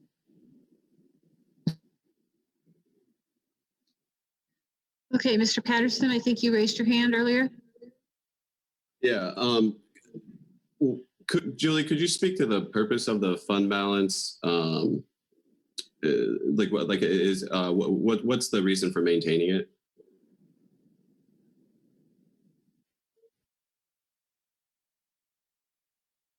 Sorry, I was having trouble with my mic. Yes, so it used to be that there wasn't any fund balance, and that was scary because anything, in public health, anything can happen. We can have an outbreak, all the time. And right now, currently, while we're going through the pandemic, other things are still happening. We're still having foodborne outbreaks. We're still having tuberculosis cases. We're still having, hopefully people will get their flu shots and we won't have to deal with that in the fall. But, our usual stuff keeps going as far as public health, communicable diseases especially. So the idea of to have a fund balance was so that if something happened like this, although I never predicted exactly this, but if we were to have, a public health emergency, and certainly a pandemic is the very top of public health emergencies, because we know what they can do, exponential spread and everything. And while we're keeping it down right now in the county, all it takes is an outbreak to just shoot our numbers right through the roof. So it's just the idea of having the fund balance is because, especially with the county, you guys are very, very closely budgeted. So things were being all spent up and there was no extra capacity. Now there is extra capacity. And so they have been able to put it back. But the idea is to not budget everything, because there is a lot of times like this where it's not business as usual, and we literally do not know what's coming at us at any given moment. So we have to be ready for whatever that may be. And public health is sort of the one that has to jump in there when other people can't get to their stuff as fast. So let's say that there was an outbreak in the jail, or there was an outbreak in a long-term care facility. We're going to be the ones probably up front to try to get everything in there to take care of that. We may be reimbursed for that. We may not be, but we need to be the ones to have the stuff ready to head in. Thanks, Julie. So it sounds to me that this is a budget that's set up for an emergency. And right now we're experiencing a public health emergency that's unprecedented. And nobody on this county board has ever witnessed schools nationwide closed because of something like this. This is something that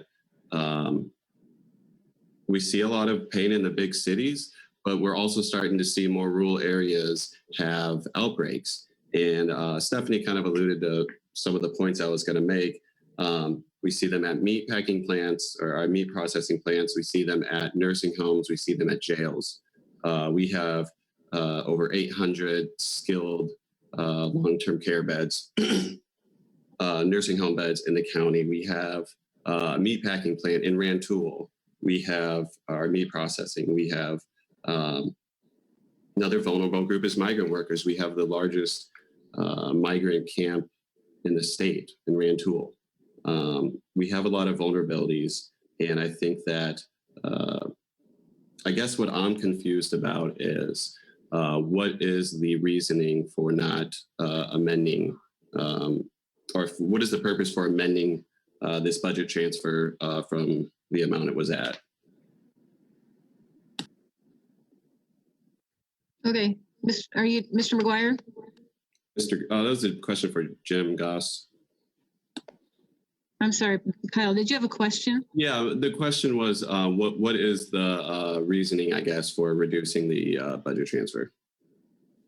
Well, that's, I'll go ahead and answer. I had my mic unmuted, so I wanted to let you finish again. So my point is nobody can give us a number or a reason to put this out there right now. If something happens, I mean, if this was anybody else that came to us and gave us that was that vague for a budget amendment, we wouldn't pass it. If we're trying to, it appears to me, and I've tracked the monitor of the numbers all over the state on a spreadsheet, we're handling it very well. We're going to be staying home. We don't have students in town. We don't have, yes, we have potential for the packing plant, but by the time that we know that in 48 hours we can have money. We're not going to be able to expend that money. We don't even know what we're going to need in 48 hours, I would guess. And I don't want us to, there's not going to be money in the fall if we expend this for some reason. I mean, we've got the 5-year financial coming up here, and you can see that there's not going to be money. This is going to be an intensely difficult thing. Yes, the money is there. However, that $470,000 is not in the fund today. I'd ask Ms. Ogden to tell us exactly how much if they came to request the money tomorrow. But that $200,000 I know is available if they ask for it tomorrow.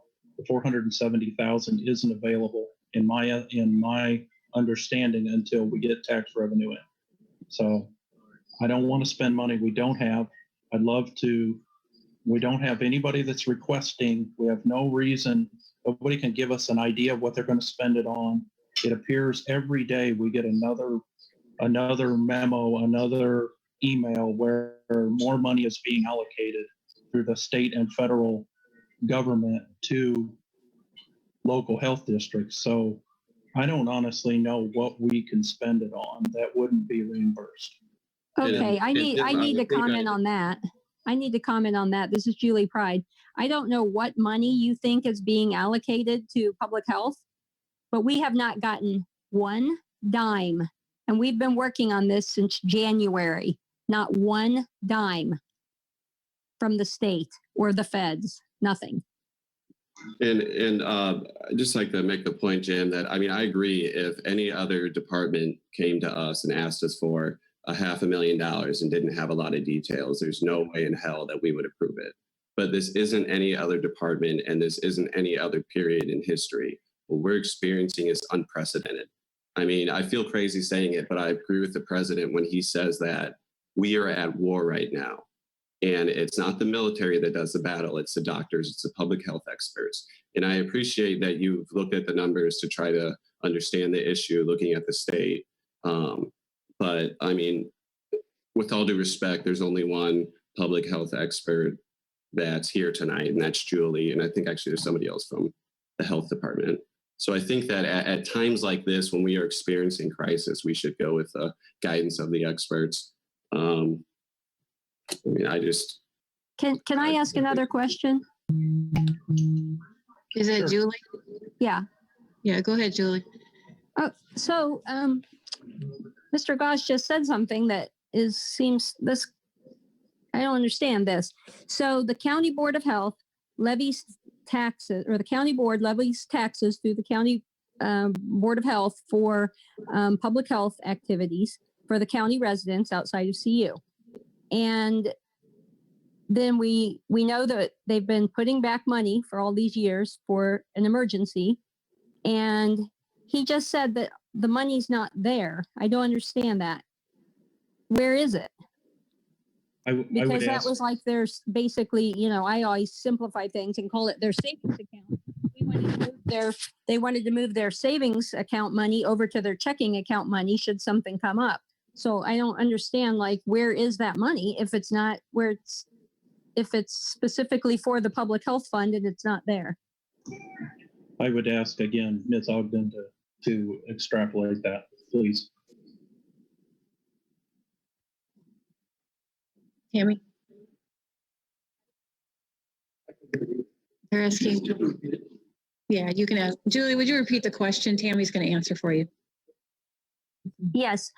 So my question was, and again, I'm going to simplify it. That's kind of how I do things. But so the tax money was levied from the county residents outside of CU for a public health services. And then the County Board of Health has been saving this money back for all these years for a public health emergency. And now Mr. Goss just said that you can have $200,000 of it because the other money isn't there and won't be there until taxes are levied. I don't understand that.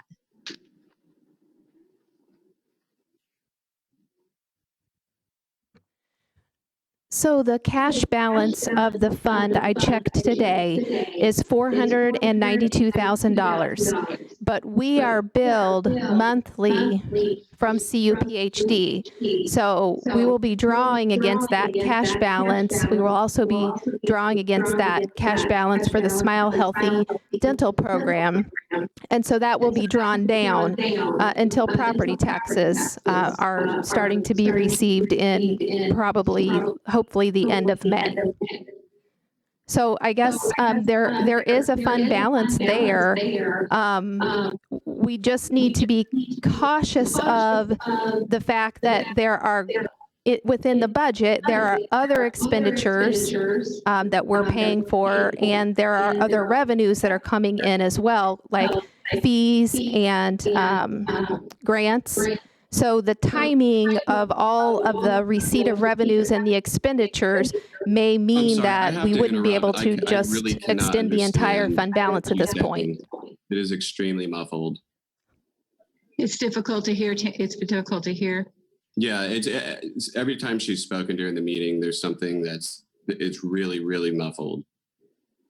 Okay, I think we still haven't figured out, I think, between the in-shields microphones and the Zoom stuff, it's better than it was last time. There's not a lot of the feedback, but it's still difficult. I'm sorry, we'll try to get it fixed. Okay, we're putting Tammy on a different machine with a headphone. But Tammy, I did just want to say that we're not asking, I just want to make sure you understand, we're not asking, CUPHD is not asking to have that money put into our monthly budget or anything like that. The County Board of Health was just asking to have it moved from the fund balance into the regular budget, should it need to be, put on as an amendment. But CUPHD is not asking for that monthly or anything like that. Yeah, I understand that. Can you hear me? Is that better? Yes, much better. Much Okay. better. I understand that. What I'll do is I'll just repeat what I said. I did check the cash balance today, and there is $492,000 in cash today. So what I was saying is that we get billed monthly from CUPHD. So we'll be drawing down on that cash balance. And then, when we start receiving property tax revenues, hopefully at the end of May, then we'll restore that fund balance. But for instance, if today we were to extend an entire $470,000 to CUPHD, which I know you're not asking for, then we wouldn't have any available cash to pay for the monthly services that we pay CUPHD and Smile Healthy for. So the timing of revenue and expenditures would be an issue, but the appropriation of the full amount would not be an issue.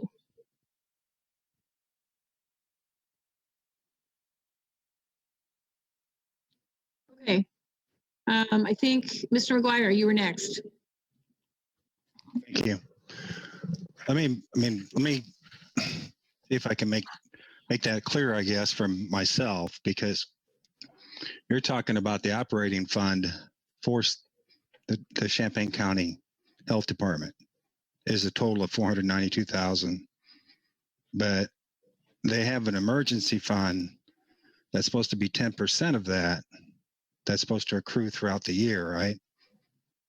And that's what they're expecting to draw down to pay for this emergency. Am I delineate that right? Am I making a difference in that? Or am I saying that right?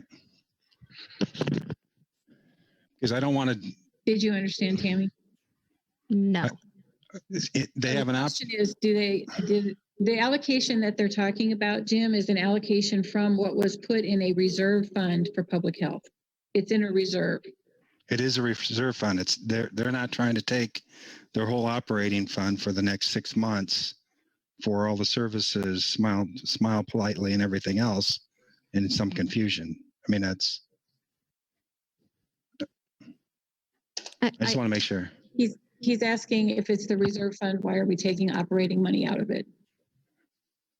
Well, we're not. I'm just saying that the total cash balance today is $492,000.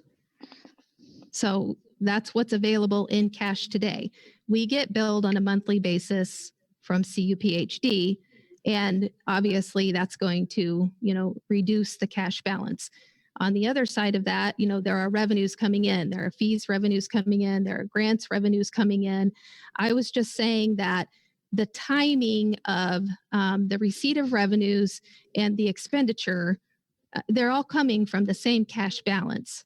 So for instance, if the board approved $470,000 budget amendment and, tomorrow we got a bill from CUPHD for $470,000, then we wouldn't have any available funds to pay for the other services. So I'm just making the point that the timing of revenue and expenditure is an issue here.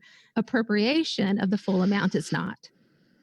Well, it sounds like you're saying that you're going to give them, they're going to be using their regular operating funds for any service for the county for the emergency. I don't think that is what we want to do. No, they would continue to bill us for the regular services that they're providing. Okay. I didn't mean to confuse that. Well, I hope I'm me being clear, because as Jim says, I think there's $200,000 available in the emergency fund now before more tax revenue comes in. And I think that'd be more appropriate in this situation. I don't want to see us giving them all the funds that they might be, $407,000, because obviously we've seen already, even for other budgets for COVID, that other services that we have to provide for the county, that they spend all of we give them all the resources, all the reserves now, and then 4 months from now, they need more funds. There isn't anything there.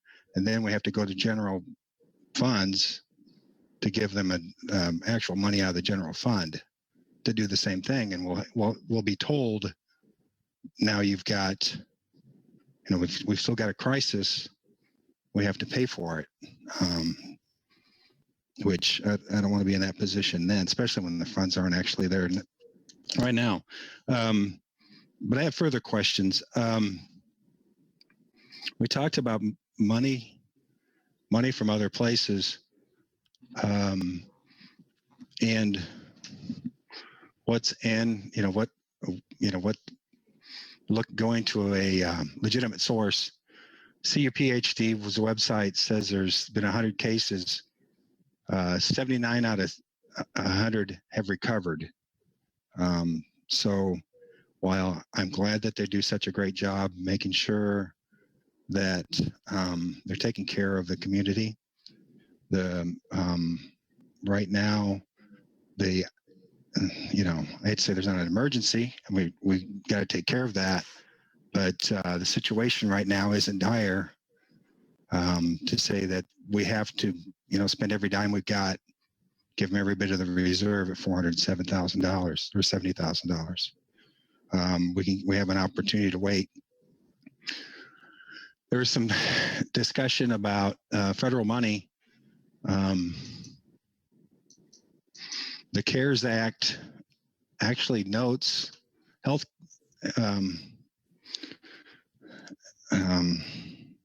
See, the health department thought about asking for grants to the health department from HHS and the CDC? Of course, we've written for every conceivable grant that is out there, like we always do.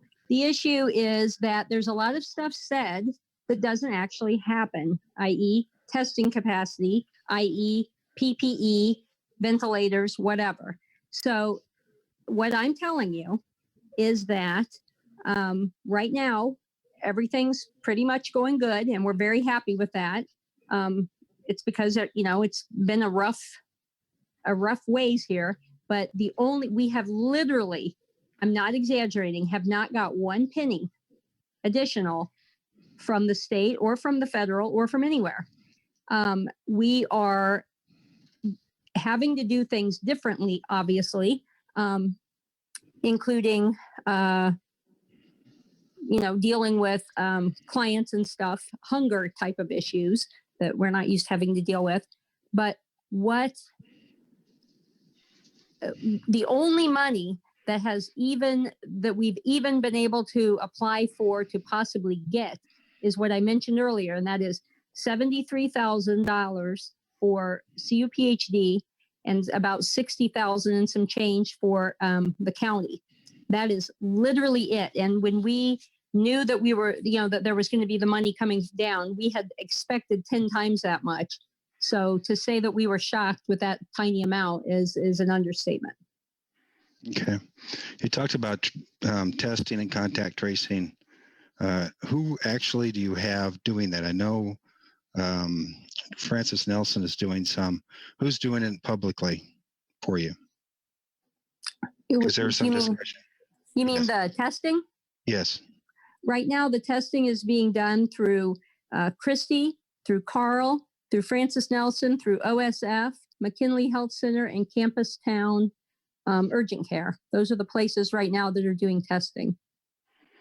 What CUPHD has is something called strike teams. So we would have to go to areas. So rather than somebody coming to us, we would actually go out to them, be that in a long-term care setting or a factory or a neighborhood where the people couldn't get to testing on regular hours. So that's the testing that we're doing right now.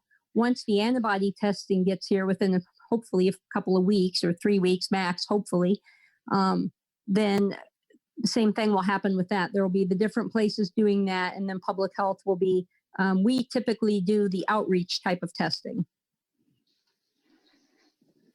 I'm going to ask the board to please focus on the amendment now. We're trying to get something voted on. I think if we want to have more information about the response to COVID and those kind of things, we might be able to invite you. I'm trying to do that. I'm trying to do that to see where she's getting funding. I'm trying to do that. Okay, we need to just stick with the amendment, I think. I think I'm trying to do that. If you would let me speak, Darlene. We have an amendment coming up for the CSBG grant, which is $510,000 through RPC. And in that discussion, the health department's listed, public health. Are you aware of that? I know it's a later issue, But I mean, if we work on getting more of this funding for tracing, testing, and materials, I think making sure that private entities are responsible with your help to make sure they buy their own PPE and those other things. Their funds, they should be paying for that, not you paying for it. But Right. if That's this true. the CSBG grant is going to provide funding for you too. I don't know what that is. Okay. I'm not sure what you're talking about.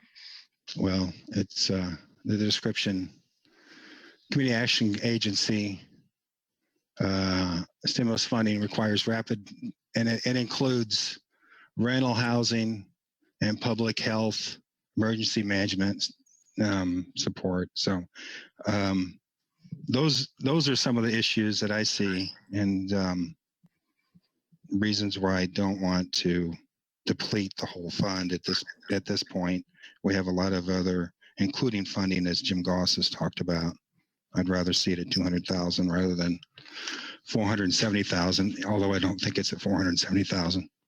If there's other comments you'd like to make, Julie and Dr. Peterson, I'd appreciate that, but I appreciate the work you're doing. Thank you. Thank you. Okay, I think Chris Storr was next. Chris, did you have some questions? Okay, thank you. Tammy, correct me if I'm mistaken, but could we see this $470,000 as sort of a line of credit that somebody might have an arrangement with at a bank that they can kind of go and grab as they need? Would that be, is that Basically, how the contract with CUPHD works is that CUPHD provides the services and then bills the Board of Health. So the way I understand that this would work is that the CUPHD would only bill the Board of Health if there were services provided specifically on behalf of the Board of Health. Thank you. So, and I know I just was thinking about the grant that Julie mentioned earlier, the $60,000 grant that will be coming specifically to the Board of Health. That wasn't taken into consideration when we looked at appropriation of the fund balance. So there may also be consideration of at least adding that 60,000 to whatever appropriation the board decides, so that there's the capability to utilize those funds that are going to be received in grant revenues. Yes, thank you. I can get you that exact amount tomorrow, Tammy. It's just in the application stage right now, but. Okay. I'd also like to kind of remind the board that of the public participation from our good friend, Dr. Dottie Vera Weiss, who has had past experience with virus outbreaks and has a master's degree in public health as well as being a medical doctor. And it's her advice, based on her experience, that we go ahead and fully fund this, for lack of a better term, line of credit to allow the public health department to react quickly in the face of an emergency. I mean, already we've kind of done forward-thinking things like seeing where they've made arrangements for use of dormitories, the athletic, the ARC down on campus, and some other arrangements to prepare for an eventuality that we hope will not happen, but still we must prepare. And that's what this does, is allows us the preparation. And I take Mr. Goss and Mr. McGuire's arguments very seriously about take your concerns about spending money. I'm very tight with money myself, and I hate to see expenses even obligated if I can avoid it. But this it ranks as an actual emergency, and the money is not being spent. It's being held as sort of a line of credit, something that public health can draw on. And I urge you to reconsider the amendment. Thank you. Okay, does anybody on the board have something on the other side of the argument to make at this point? Why we should not accept the amendment, or why we should accept the amendment? Because I think you need to stick to the amendment and go back and forth. Microphone. Sorry. That was my microphone. I forgot to unmute. I'm sorry. So we've had arguments for and against. The last argument was for not adopting the amendment. Does anybody in favor of adopting the amendment want to speak next? Darlene, I have a point of process question for Jim. Jim, Goss, I want to make sure I support the 470, but if that isn't going to pass, I would support the 200, or as Tammy mentioned, 260. So my concern is if we vote on your amendment and it fails, and then we vote on the full amount and we don't reach 15 votes, through no intention of anybody here, we will then have effectively voted for nothing. So I have a friendly suggestion to your amendment. Would you be willing to let the 470 vote go forward? And if it doesn't pass, then as a secondary vote for a lesser amount. I don't know how that works with Robert's Rules of Order, but I don't want through lack of, I would vote for the 200 if 470 wasn't on the table. But I don't want us to end up with nothing, which is not what we intended. Would that sort of order of votes be okay with you, Jim? It's not Robert's rules. Once the motion fails, the motion fails. The correct way would be to pass the amendment, go back, and I mean, if you vote down the amendment at 470, there is no way to go back and amend it unless, and this is not something I've done, so maybe you could go back and ask for reconsideration, but I'm not sure. I can tell you, I would be shocked if 470 would pass. That's why I amended it, because I want it to pass as well. So I would be shocked if 470 would pass. I don't think there's enough votes. I'm sorry, I didn't keep track of the number of people here tonight, but I think there's 21, correct, Darlene? Well, the amendment only takes 11 votes, but to pass the budget amendment itself, it's going to take 15 votes. That's correct. But I mean, how many people are in the room? I guess I'm trying to count votes and I can't. I know we're missing Mr. Tinsley. There were 20 people on the call originally. If they're all still here, that's 11 for a majority. Okay, well, that means Dr. Young left. That means you're. And Charles Young is no longer with us. So, okay, so that's 19. What I'm doing is counting votes. And that means all Republicans except 4 have to vote to pass the 470. And I'm telling you, from our straw poll, those votes aren't there at 470. So that was my point for amending in the first place. So Jim, can you then, would you consider for your friendly amendment to bump it up to 250?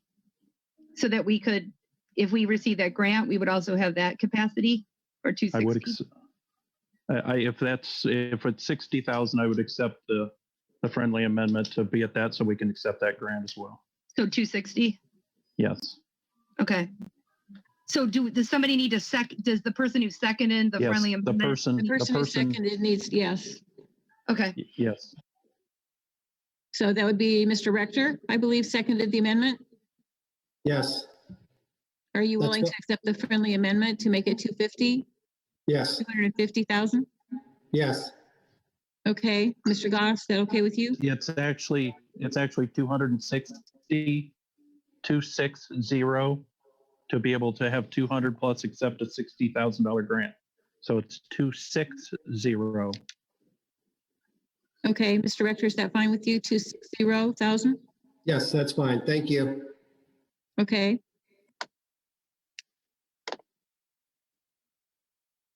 So is there any further discussion on the amendment of someone that has not spoken yet and has something else to say? Mr. Ingram, it looks like your hand is raised. Hello. Yeah, I mean, I guess I'm glad we're ironing this out however we have to.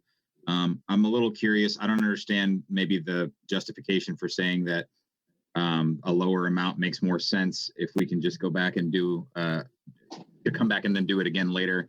Basically, what that sounds like to me is that for some reason you're saying that you don't trust Julie Pride, and that seems really strange to me, especially given all that she's demonstrated these last several weeks and in her quite illustrious career. So, you know, I'll do whatever you guys are doing, but this seems incredibly silly to me to even be bickering over. So, anyway.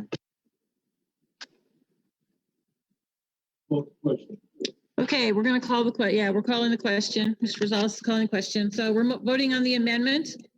This requires a roll call. Well, it requires a roll call just because I need to count people. So Point of order. we'll do a roll If call he calls vote. a question, don't we have to vote on that?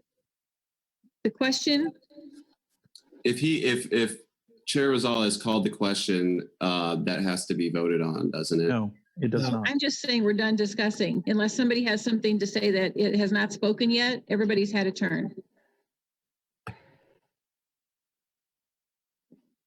Okay, so we're ready to vote and we're going to do a roll call because we need to count the votes. So please call the roll. We're talking about the amendment. We're suggesting that the amendment be for $260,000. Please call the roll. Ingram. Nope. McGuire. Yes. Patterson. No. Rector. Yes. Storr. No. Summers. Yes. Taylor. No. Thorsland. No. Tinsley. Oh, sorry. Wolkin. Yes. Young. No, Young left. Clemens. Yes.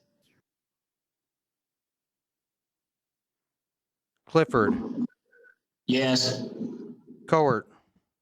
No. Dillard Myers. Yes. Eisenman. Yes. Esri. Yes. Fears. Yes. Furtado. No. Goss. Yes. Rosales. Yes.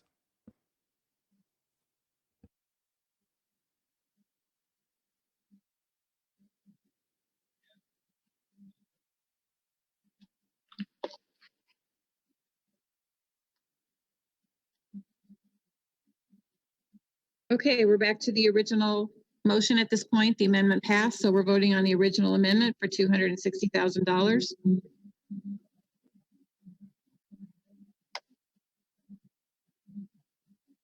Roll call, Yes, please. and it takes 15 votes. This takes 15 votes. Yes, roll call, please. Ingram. Yes. McGuire. Yes. Patterson. Yes. Rector. Yes. Storr. Yes. Summers. Yes. Taylor. Yes. Thorsland. Yes. Wolkin. Yes. Clemens. Yes. Clifford. Yes. Cowart, Yes. Dillard Myers, Yes. Eisenman, Yes. Esri, Yes. Yes. Fears, Yes. Furtado, Yes. Goss, Yes. Rosales. Yes. Motion carries. Thank you. Mr. Goss, would you like to read a motion for item number G?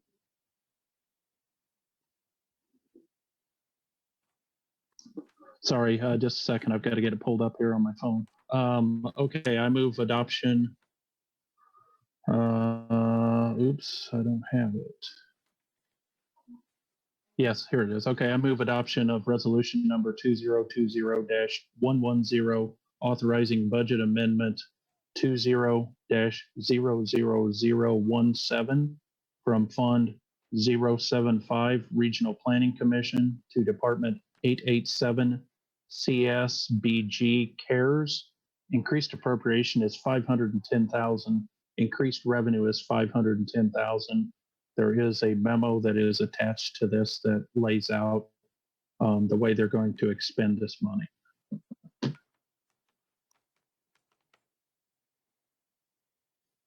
Okay, can I get a second to that motion, please?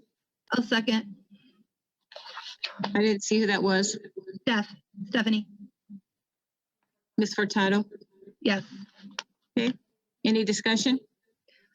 I'd like Go to ahead. just because this particular grant was discussed in the last conversation, I just want to point out that there is parameters on this grant and expectations.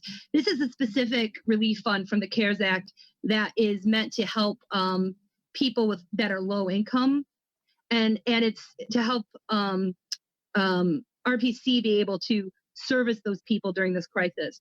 So specifically, it is going to go for the workers from RPC to do teleconference working, remote working, and then also direct services for people with disabilities, seniors, and low-income families, specifically around access to fresh food, those with housing and shelter insecurity, or other immediate family needs. So this isn't a broad healthcare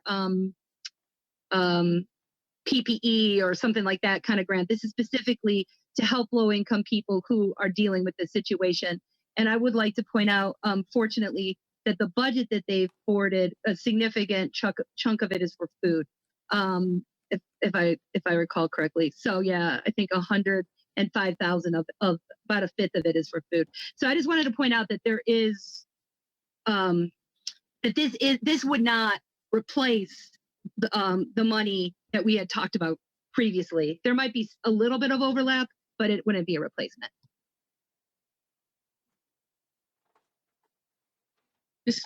Can I say something to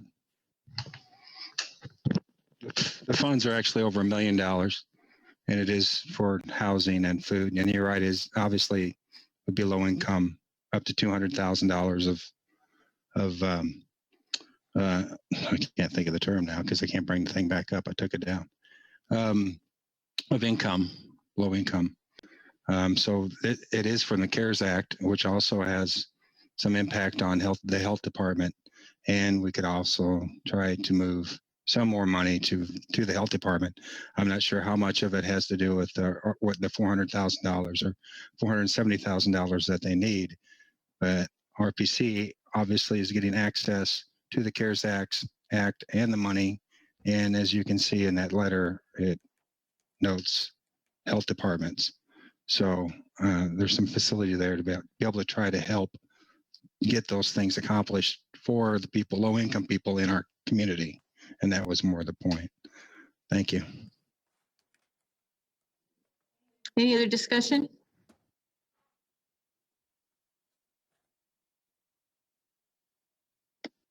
Okay, seeing none, we will take a roll call vote. This requires 15 votes.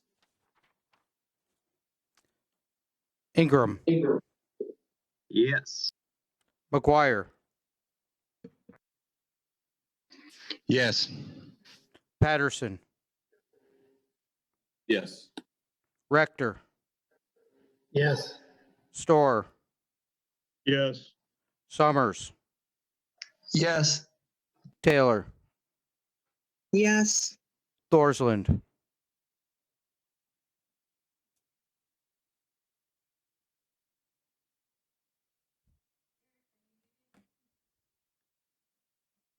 Yes. Eric, are you muted? There you go.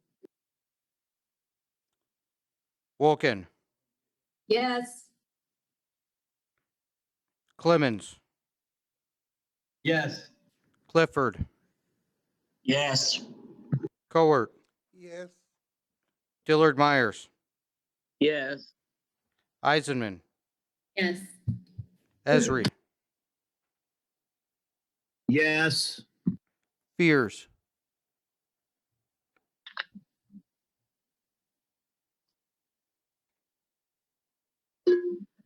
Cynthia, are you still on the call?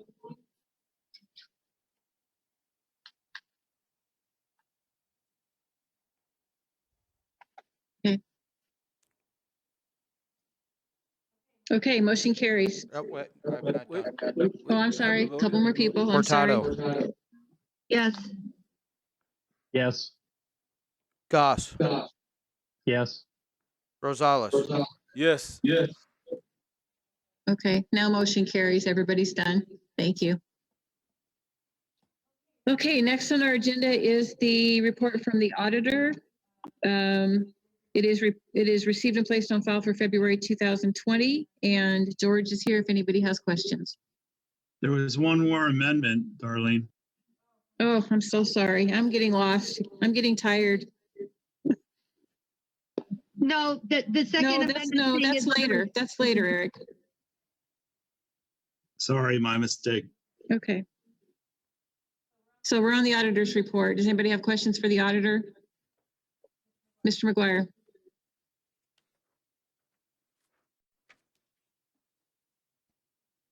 Sorry, I don't have a question.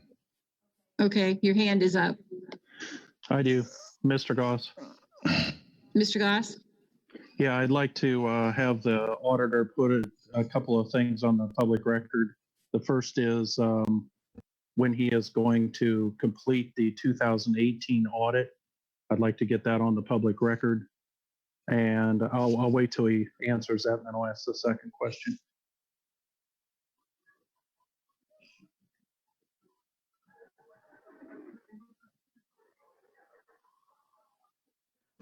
Hi. Yeah. Before we jump off the agenda, I'd like to draw your attention to the fact that the agenda has the February but not the March reports available for approval. Both are on the website. Did we not approve February in the March County Board? Can we amend it to say both February and March? We'll put March and April on the next one. Jim asks when I, and it will be I without a deputy, will complete the CAFR. I'm happy to say that I can predict myself, not always others. And I will deliver the CAFR in May, in the month of May. Second question. Second question. Oops. Yes. Second question is, where are you at on the replacement for your chief deputy? I'm happy to report that my new chief deputy will join us on Monday, May 4th. Are you at liberty to share the name? No.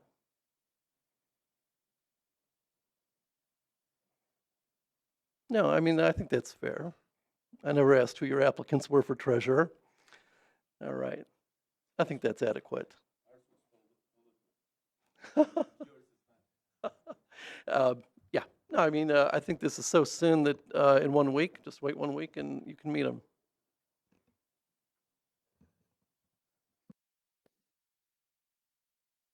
Okay, seeing nothing else, we will move on. Next is the treasurer's report, and the treasurer also is here this evening to give her report orally. So I will ask Marisol to step up to the mic.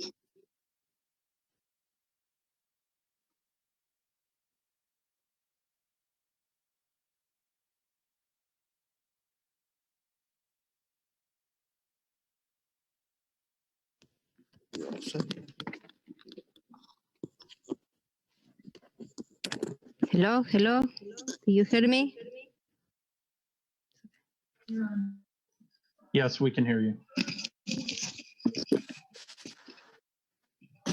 Good day very much. Let me continue the work I had begun as intern, county treasurer through the balance of the current term. I would like the board to know the following. When I was appointed, the treasurer office was in chaos. A. Money reconciliations of the county's accounts had not been performed since last year. The monthly reconciliations for January through December 2019 are not accurate and will need to be restated.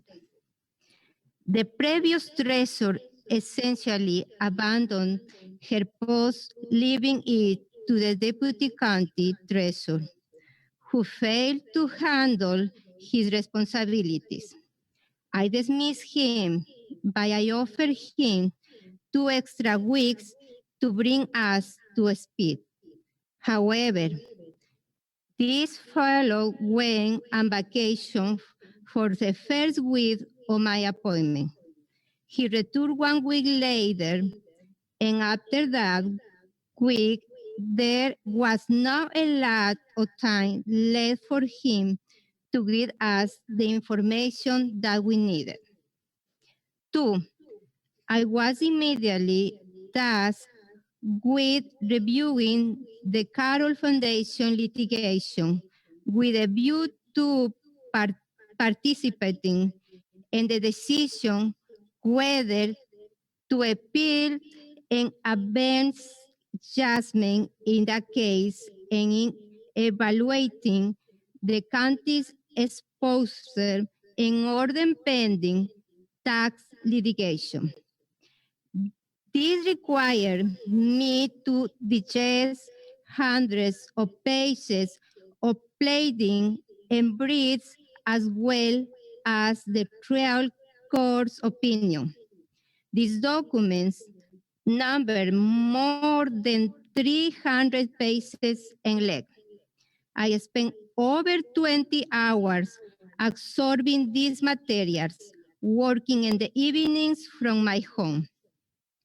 3, my deputy treasurer and I are routinely in the office for 60 hours per week. We work a 10-hour day Monday through Friday and 10 to 15 hours over the weekend. I have taken exactly 2 Sundays since my appointment. We are still unconverting the full extent of the ineptitude of the prior management. My staff had discovered in a Manila folder a check thinly developed in payment of property taxes for a property that unlimitedly became the subject of a tax sale. I had discovered dormant bank accounts containing county funds improperly accounted for. 4, my appointment coincided with the outbreak of the COVID-19 viral pandemic in our county. We closed our office to the public, yet my staff and I continue to report for the work every day at considerable risk of infection. All that is required is for any one of us to bring the virus into the office. 5, I have actively sought the advice and counsel to experts to bring my office back online quickly. Chief among these has been former County Treasurer Dan Welch, who has been outstanding in helping me to resuscitate operational norms that had been ignored over the previous year. I'm not concerned with a person's party affiliation. I have been appointed to make the county treasurer office something better than embarrassment and to serve all the citizens of my country without regards to race, ethnicity, religion, or gender. I demand of my staff that they be accomplished in the performance of their duties, that they work a full day with view to gaining productivity, to understand that we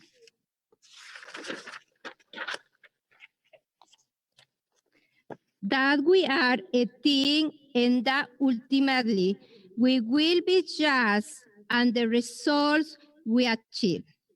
I ask nothing less of myself. I have been working closely with the IT staff to ensure that my staff have access to the right financial reports so they can perform their duties efficiently, such as the bank reconciliations. 6, the position of county treasurer is inherently unpolitical. I frankly cannot imagine holding a debate between opposite candidates. My position demands a person with extensive accounting background, a strong leadership skills, a strong management skills, and the ability to get the job done. I am the person, and I have demonstrated is over the first month of my appointment. My chief deputy, Alejandra Agüero, has been working alongside with me, and we look forward to supporting all taxing bodies as well as taxpayers. Also, today my staff and I worked very hard to make sure that the tax bill we process today, and we will be printing tax bill tomorrow to send them next week. We expect to collect 390,146,681.46 in property taxes tax year 2019. Thank you.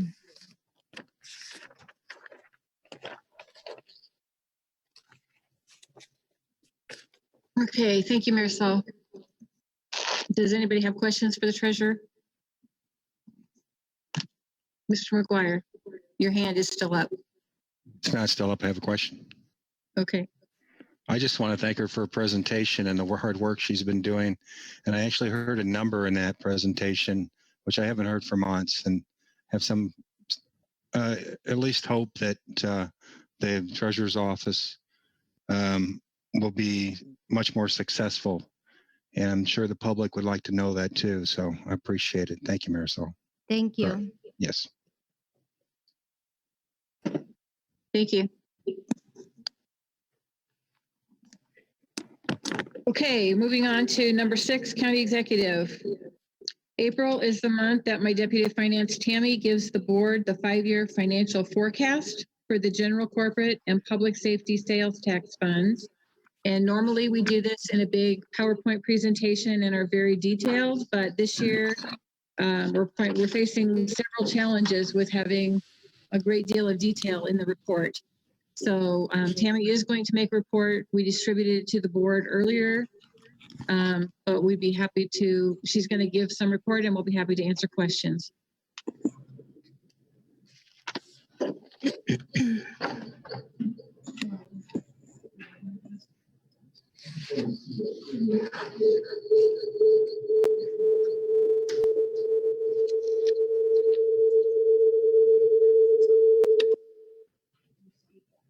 Yeah.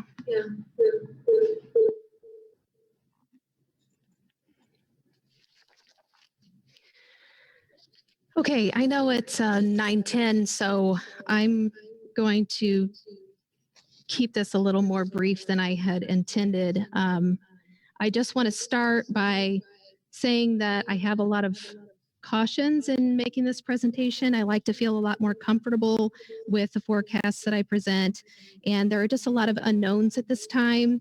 In fact, today there was an extension of the stay-at-home order through the end of May, and so the landscape is just changing daily. There has also been several internal challenges, staffing changes that have caused some complications in preparation of the forecast. So I guess I want to say that when I finished preparing this the other day, there have been things that even since preparation, I might have changed if I had known what was going to take place in the last couple of days. One of the things I want to make sure that I do mention is that the county has applied for FEMA public assistance, and that would be reimbursement for 75% of eligible expenditures. So largely, I didn't consider any of that in this forecast. Those are somewhat unknowns at this time. And again, because the expenditures are largely reimbursable, I did not take efforts to include those. The county received its affirmation of its financial rating from Moody's in June of 2019, and we do have a AA2 rating. And at that time, Moody's removed our negative outlook, so that was a positive thing for us. However, yesterday, the state of Illinois did get a downgrade for their outlook to negative from Moody's, and Moody's specifically cited the probable effects from the coronavirus and Illinois' position to be able to mitigate those fiscal conditions.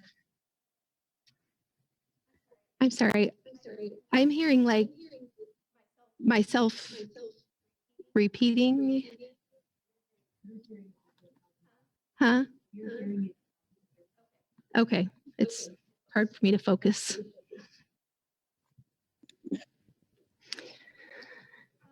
One of the critical issues that I want to bring up that the board is, thank you, going to have to address and is not included in this forecast is the Sheriff's Office and Downtown Correctional Center. The 2015 facility condition report categorized this facility as poor, and in the last 5 years, it has only continued to deteriorate. So it is essential that the county board resume discussions about a plan for that facility. They are not incorporated in this forecast. An opportunity that the county has upcoming that you are all aware of is the 150 megawatt solar farm that is in the works to be in the unincorporated area of Champaign County. Per information from the developer, this is expected to generate significant local spending and also recurring property tax revenue. One of the things that is not incorporated into the forecast is the zoning permit fee that the county would receive, and that's a little under $200,000. So we did not budget for that because we were uncertain if and when the county would receive that.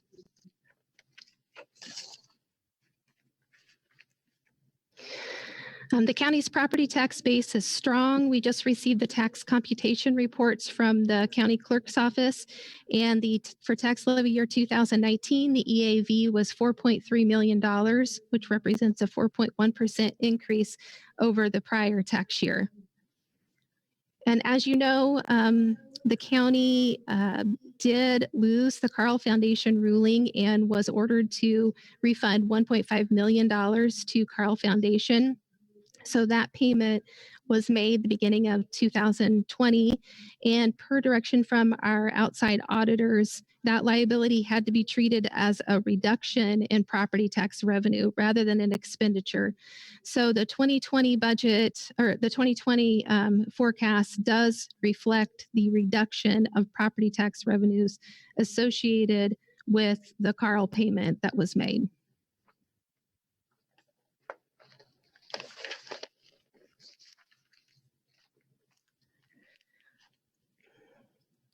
Starting with the general fund, one of the largest unknowns right now is whether or not there will be federal relief provided to local governments. I know that the 3.5 COVID package that was recently approved by the federal government had initially proposed federal legislation that would allow for revenue loss for local governments to be considered a valid COVID expense. However, that was removed before it was approved. On Monday, there was proposed legislation that is referred to as SMART, and that stands for State and Municipal Aid Recovery Transition. And this would provide $500 billion in revenue to state and local governments. And the first extension of COVID funding to counties required that counties be larger than 500,000 in order to qualify. But this new legislation that is proposed would expand eligibility to local governments with populations of 50,000 or greater, and those funds could be used to address revenue losses.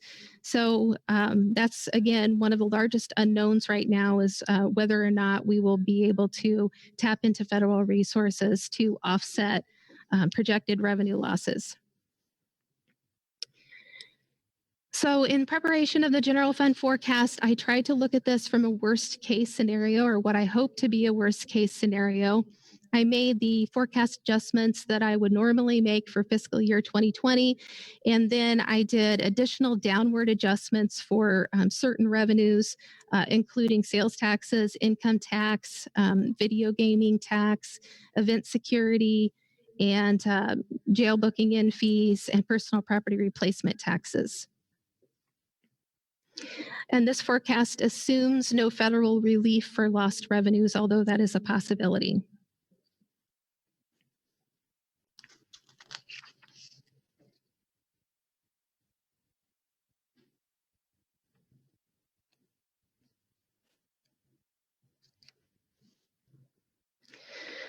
For the general fund, property taxes are the county's most stable revenue source, and currently there have been legislation proposed at the state level regarding property tax reform.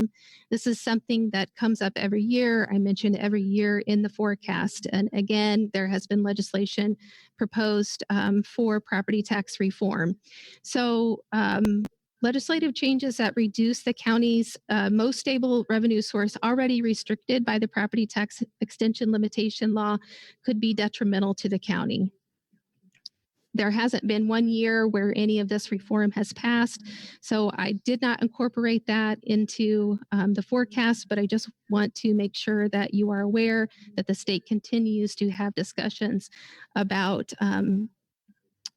reforming property taxes at the local level. The CPI increase for taxes levied in 2020 is 2.3%, which is the strongest that we have seen since 2009. So that is a good sign. And those are for taxes that we will collect in fiscal year 2021. The negative revenue impact related to the Carl ruling was $550,000 for the general fund. And again, I have included that as a revenue reduction in the 2020 projection in this forecast. Also underway is the 2020 census. That could have an impact on future revenues. The unincorporated census at this time is 32,000, but an increase or decrease in that number could cause income and use taxes to go up or down. I just want to point out a couple of things that happened in 2019 that were impacts to the 2019 budget. One of which was greater than expected income tax revenues due to a strong stock market in 2018 and federal tax law changes. So those revenues came in higher than budgeted. And additionally, we recorded 13 months of income tax distributions to fiscal year 2019. And that was done strategically because use tax and income tax are distributed by the comptroller's office at the same time. However, they were being recorded in different months on the AS 400, and that was creating a little bit of confusion when we were trying to go back and figure out some of the missing revenues last year. This was one of the problems, is that we were receiving the funds at the same time, but they were being recorded at different times. So we decided to line those up, which resulted in 13 months of income tax distributions being posted to 2019. Two other important things I want to point out about income tax is that year to date, the state's cut to income tax has cost the county $622,000. That cut right now is at 5%. However, in the governor's budget address, he did say that the cut would be increased to 10% effective July 1st and held in reserve unless a proposed graduated income tax was approved by voters. If the income tax was approved by voters, then that reserve would be released on January 1st and the cut would remain at 5%. If not, then it would be implemented at 10%.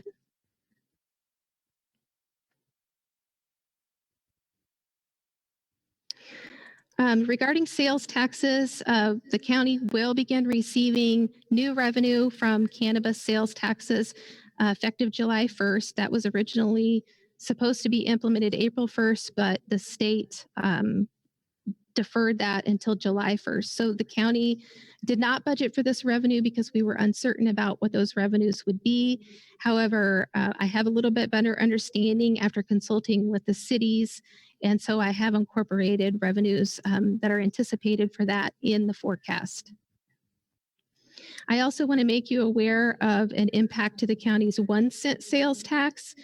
In looking at the collection months of November and December of 2019 and January of 2020, there were significant declines. So I requested an allocation remittance report from the Department of Revenue for this period and have confirmed that the decrease is related to declining sales for one of our top filers. So you've heard me talk about before that 60% of 1 cent sales tax revenues come from our top 10 filers. So any change in business operations or the loss of one of those top filers could significantly affect this revenue source.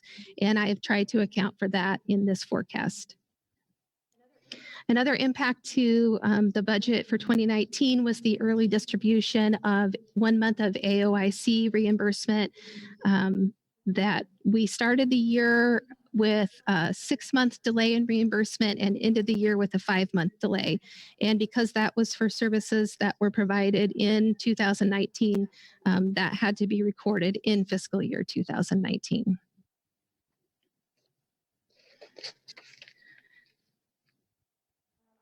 I note in the forecast and want to make you aware that the judiciary has extended the payment due dates for several fees and fines for 180 days without penalty, interest, or charges.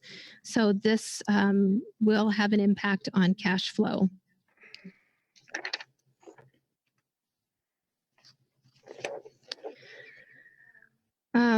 I'm not going to spend a lot of time focusing on expenditures. I have indicated what the major adjustments that I have made. I've indicated what the major adjustments were made to revenues. I think for expenditures, I've noted a few things here, but for the most part, I'm projecting that we'll have some normal underspending as we do every fiscal year, although we have spoken with departments about restricting expenditures to essential only purchases.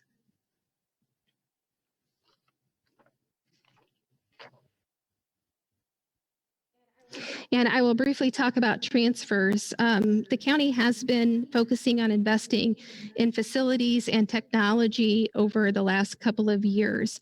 And so the forecast does include projected investment for the facilities projects that are identified in the 10-year facility plan.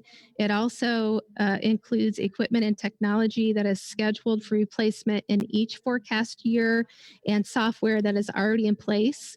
Also the ERP or the financial system.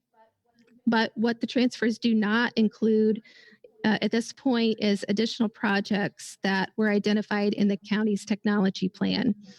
So we need to identify funding sources for those, and a lot of those things could be shared cost with other funds. So I did not want to put them in the forecast and indicate them as a full obligation of the general fund.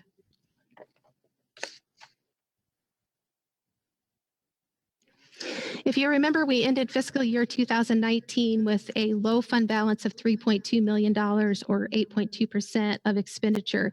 And that was the result of the extension of a $1.98 million transfer to the nursing home that occurred at the end of 2018 in order for the home to be able to pay for the outstanding accounts payable obligations prior to the sale of the home. We anticipated being able to repay the general fund for that in 2019.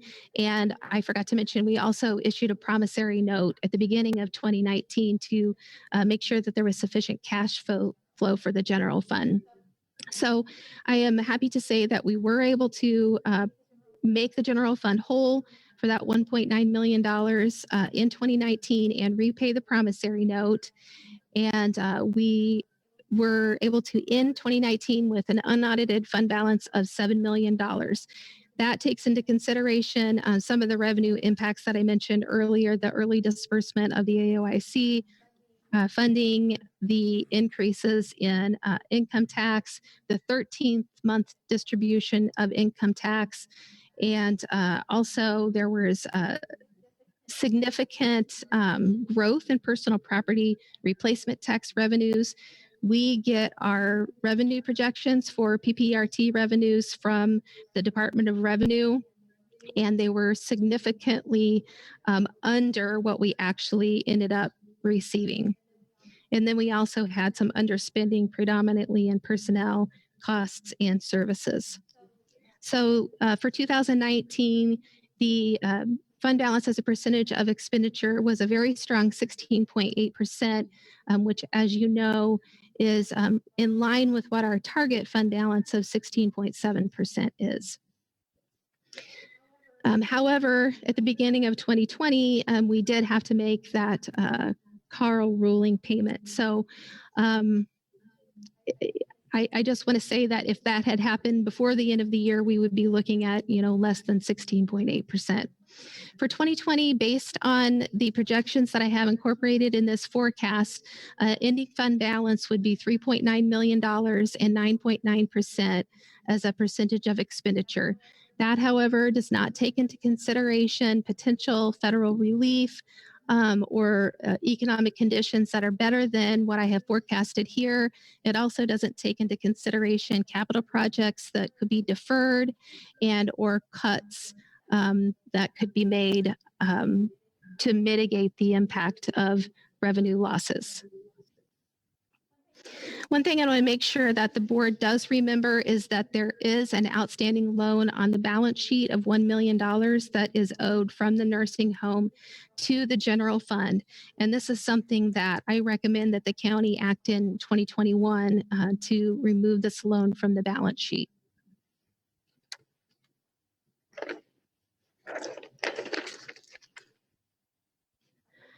I'm not really going to spend much time on the capital asset replacement fund. I only want to bring it up because it's predominantly funded by the general fund and the public safety sales tax fund. And I just want to make sure that there's an understanding that this forecast does include projected funding for the capital facilities that are planned for the next few years, and also current only capital asset replacement items are also included in the forecast, but not the additional technology capital plan projects. And those for 2021 were estimated to cost $940,000 in total.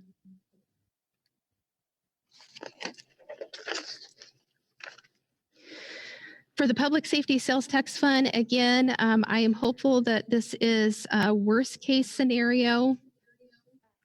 Half of our public safety sales tax revenues go to debt service, so we have no flexibility whatsoever to reduce those expenditures. There is a possibility that the county might be receiving $400,000 in 2020 that is not pledged or I'm sorry, that is not budgeted. This was a pledge that was made several years ago to the courthouse project. And so I know in conversations with people that were part of the original pledge arrangement that that is a possibility the county may be receiving that additional $400,000 that's not budgeted in 2020 and that could help mitigate the impact of losses.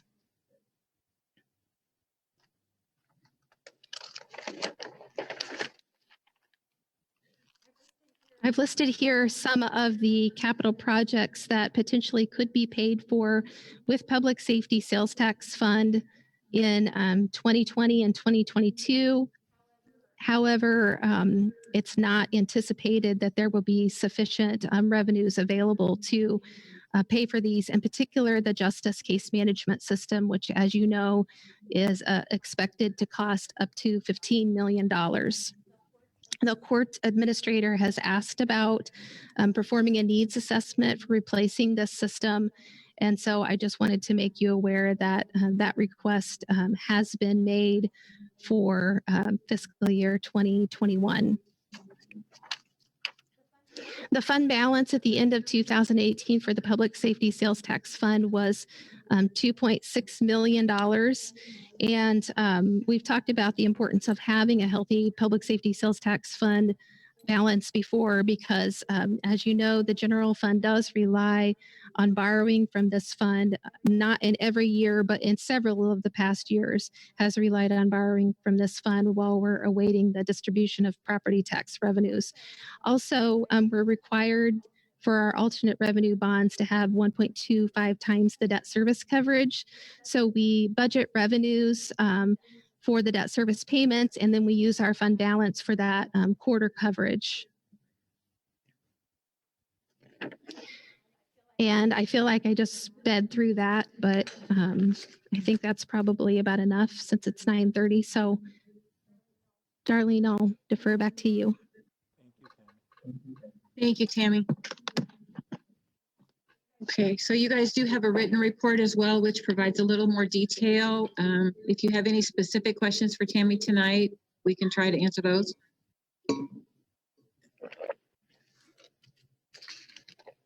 Okay, seeing none, thank you, Tammy. Appreciate it.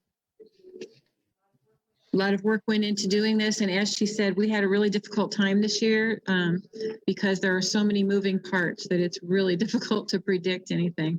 So we're just going to continue moving forward. We'll keep doing analyses every couple of months to see where we're at in terms of what we think projections need to be. Okay, moving on to the next thing, the next item on the agenda. Mr. Goss, would you like to do a motion for the amendment?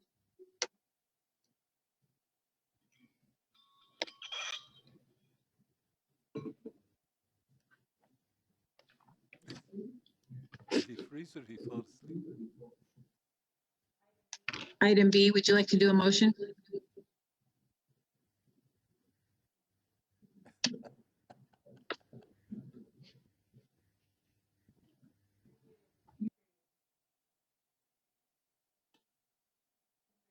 Mr. Goss, you're muted. We can't hear you.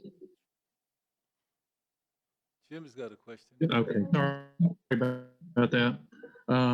I move adoption number 2020-111, authorizing budget amendment 20-00018, Fund 475 RPC Economic Development Loans to Department 888 CDBG Downstate Small Business. Increased appropriation is $375,000. Increased revenue is $375,000. There is an attached memo.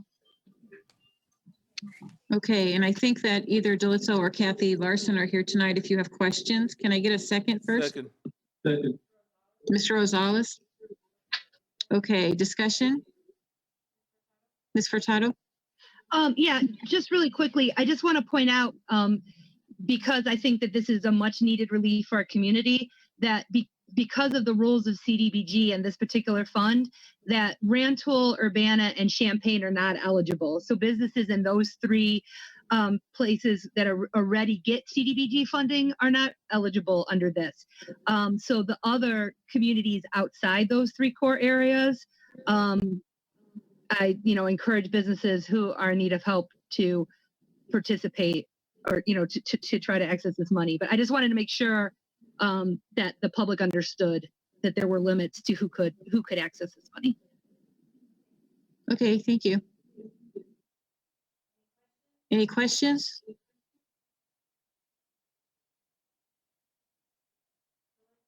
Delitzo, I see you're on the call. Do you want to say something about the grant?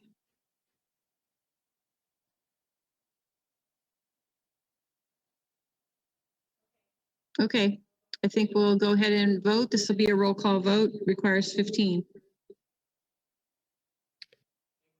Ingram, Yes. McGuire, Yes. Patterson, Yes. Rector, Yes. Storr, Yes. Summers, Yes. Taylor, Yes. Thorsland, Yes. Wolken, Yes. Clemens, Yes. Clifford, Yes. Cowart, Dillard Myers, Yeah. Eisenman, Yes. Esri, Yes. Furtado, Yes. Goss, Yes. Rosales.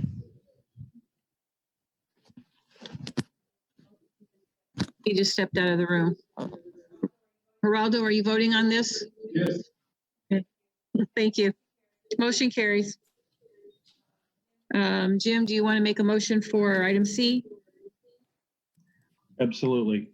I move adoption of resolution number 2020-109, authorizing administration of the Community Development Block Grant Small Business Stabilization Program. Can I get a second? Second, Jim McGuire. Second for Mr. McGuire. Discussion?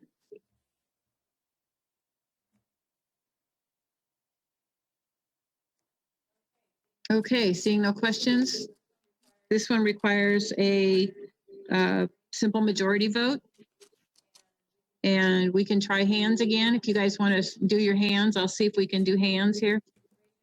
Raise your hand raise your hand. 1, 2, 3, 4, 5,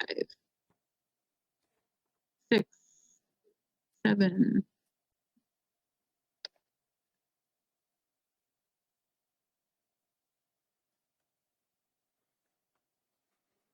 Eight, 9, 10, 11, 12.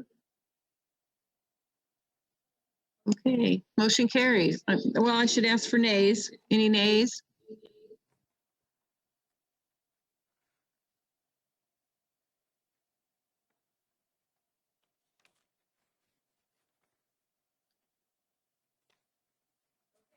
Okay, motion carries. Thank you.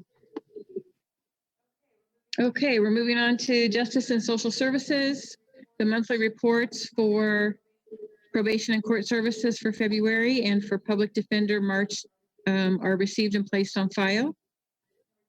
Number 2, the Rosecrans Reentry Financial Report for February and March are received and placed on file. And Kyle, would you like to make a motion for item number 2?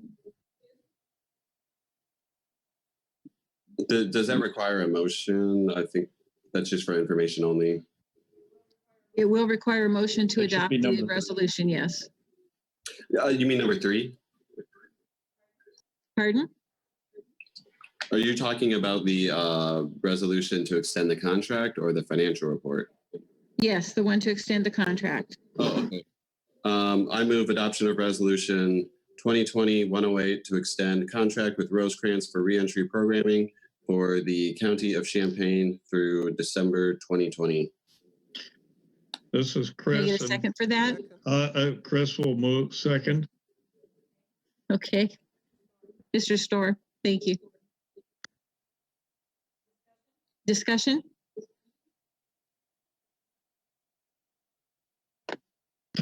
Yeah, I think I will speak to that just very briefly under that.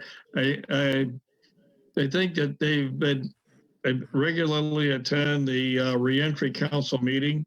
And I think that the work that these folks are doing for reentry is both very helpful in providing information, but I also think that the work that the fellow's doing, and dang it if I can remember his name, is important. I've heard him describe what it's like to try to get inmates released from incarceration, just getting them state identification or driver's license. He does a lot of good work there. Thank you. Misty. You're talking about Misty. That's right, Misty Bell. Misty Bell. Thank you. There are some folks from Rosecrans here tonight. Did you want to say something?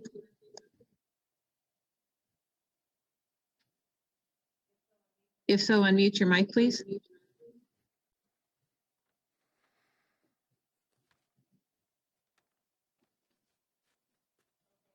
Okay, any further discussion? It looks like Joey from Rosecrans is trying to speak, but there's no sound.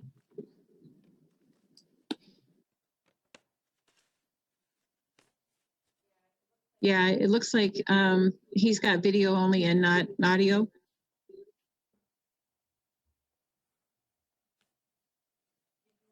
Did you want to say anything else about this one, Kyle?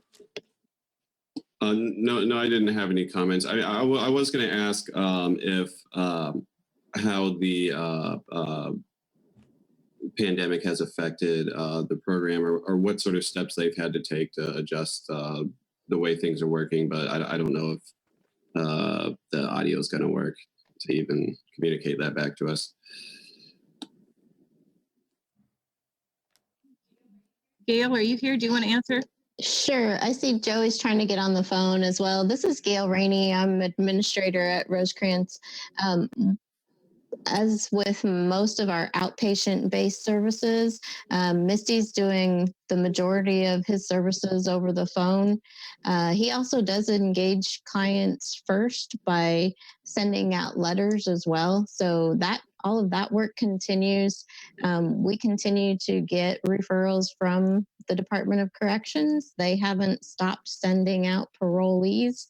In fact, we anticipate getting a few more here in the short term due to the pandemic.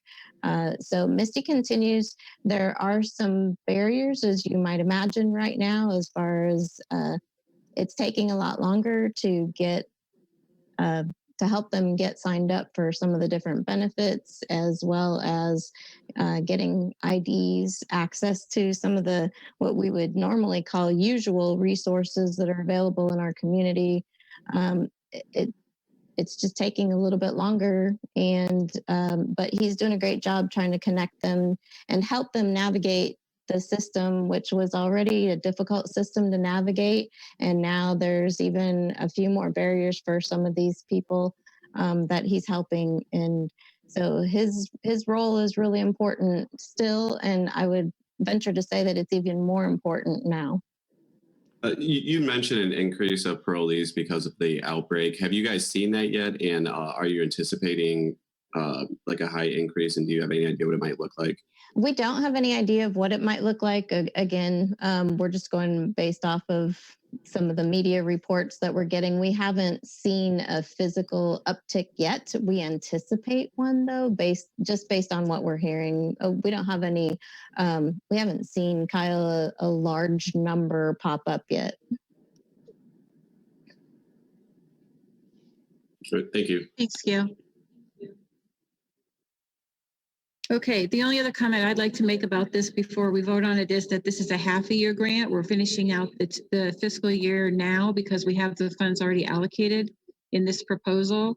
Normally, we would renew the Rosecrans contract for an entire year, which would put it through next July. I'm just mentioning that because it's a change in what we've done in the past. Any further discussion? Okay, I think we're ready to vote. Let's try hands again and see how that goes. We need a simple majority. So we've got 1, 2, 3, 4, 5, 6, 7.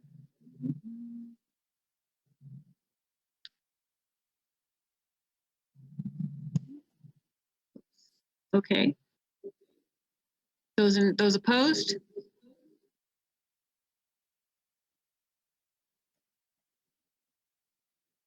Andy, I lost my thing.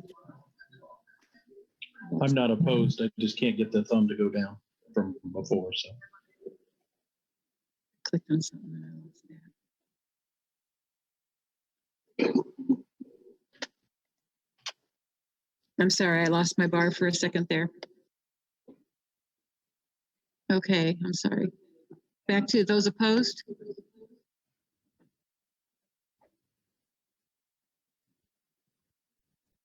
Okay, I've lost it again, Andy. Everything's starting to get tired, I think. Motion carries. Okay, Kyle, would you like to make a motion regarding number 4 as well? I move adoption of resolution 2020-83, approving the application for and if awarded acceptance of the Department of Justice fiscal year 2020 grant for coronavirus emergency supplemental funding program. Second, Second by Mr. Thorsland. Thorsland. Any discussion on this item? I can say I did speak to Sheriff Harmon about this. His sort of mindset that this would be for protective gear and sanitation supplies.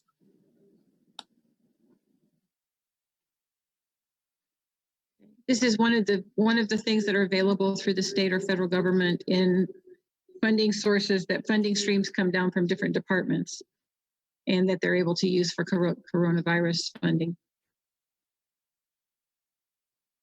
Any further discussion? Okay, those in favor, we'll try hands again. This requires a majority.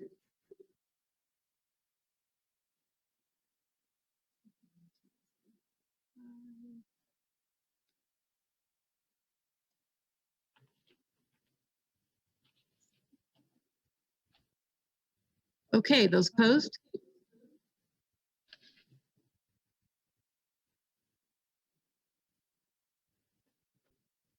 Okay, motion carries. Thank you. And would you like to make a motion about the item number 3? It's actually I move adoption of ordinance number 2020-6, Champaign County Animal Control Ordinance, and ordinance to replace ordinance number 871. okay. This is second, please. Second, Ingram. Mr. Ingram, are you seconding? Okay. Indeed, I am. Thank you. Okay, and I would like to say that Stephanie is here tonight, and I'm hoping somebody asks her a question because she's been waiting a very long time. So she's the last on the agenda. Is there any discussion? This is basically an update to the ordinance. I had a question about, I know some of the changes are fee increases, but there's also some updated language, and you said it hadn't been updated in a while. And could you just speak to why the changes were made? Does it have to do with new law, or is it just to sort of clarify?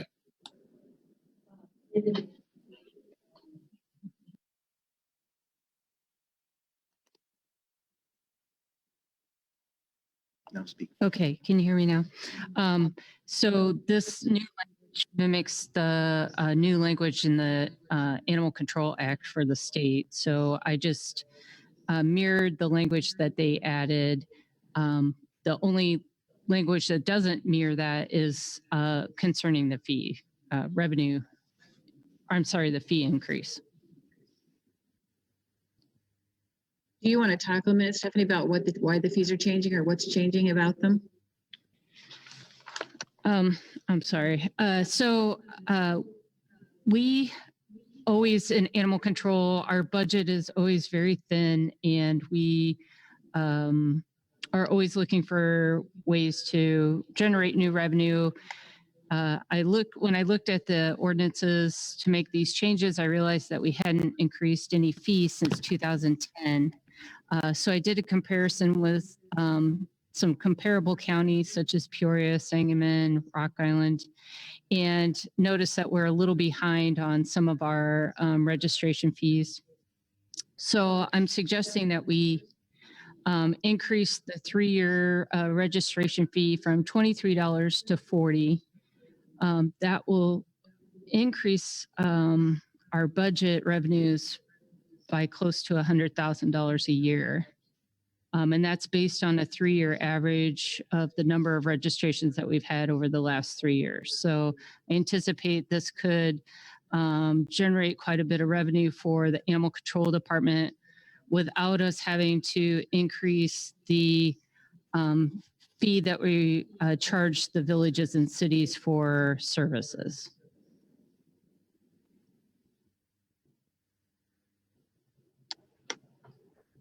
Okay, any further questions from the board?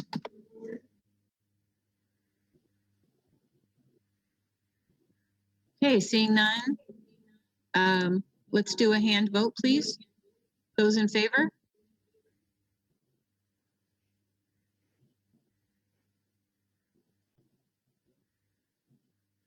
Those opposed?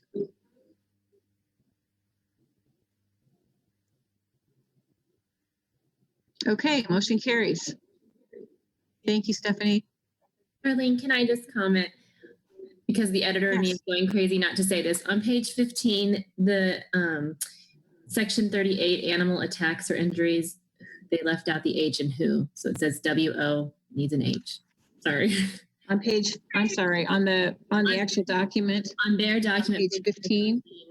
Under the section 38, it just says WO instead of WHO. Not a big deal, but just thought we better correct it. I'm sorry, what are you saying the correction would be? Who, WHO, any person who is peaceably conducting, it says any person who, it's WO right now. Oh, it says who, yeah, okay, it's a typo, thank you. Yeah, but then, boy, you are reading carefully. Okay, all right, great. Thank you. Thanks for staying so long, Stephanie. Okay, and now I am looking for a motion for other business. We can do these together or separately at your will, whoever wants to make a motion. Okay. Geraldo is making the motion that we accept the number 1 and number 2, adoption of resolution 2020-89, authoring purchases of not following purchasing policy, and adoption of resolution number 202-090, authorizing payment of claims. Second. Can I get a second? Second. John Ms. Wright. Cowart. John, did you have something to say? I seconded. Oh, okay. Sorry. Lorraine seconded it also. So we'll use hers right now. I saw her first. Okay, this we're going to try a hand raise for this vote again. Those in favor?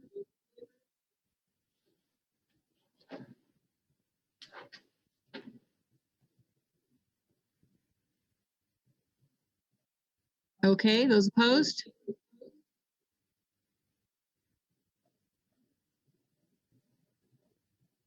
Okay, motion carries. Thank you. And with that, we will adjourn this long and arduous meeting. I really appreciate all of you taking care of yourselves and staying home and doing it through Zoom. It was helpful. We're still trying to figure out the strategy to work within this room so that we can do the recording at the same time.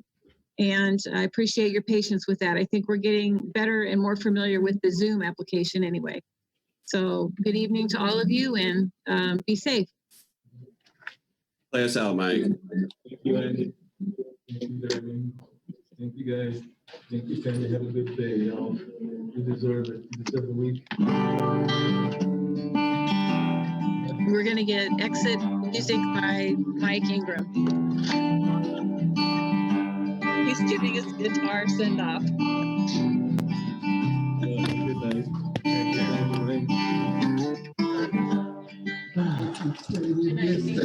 What was that? I'll let you go out first.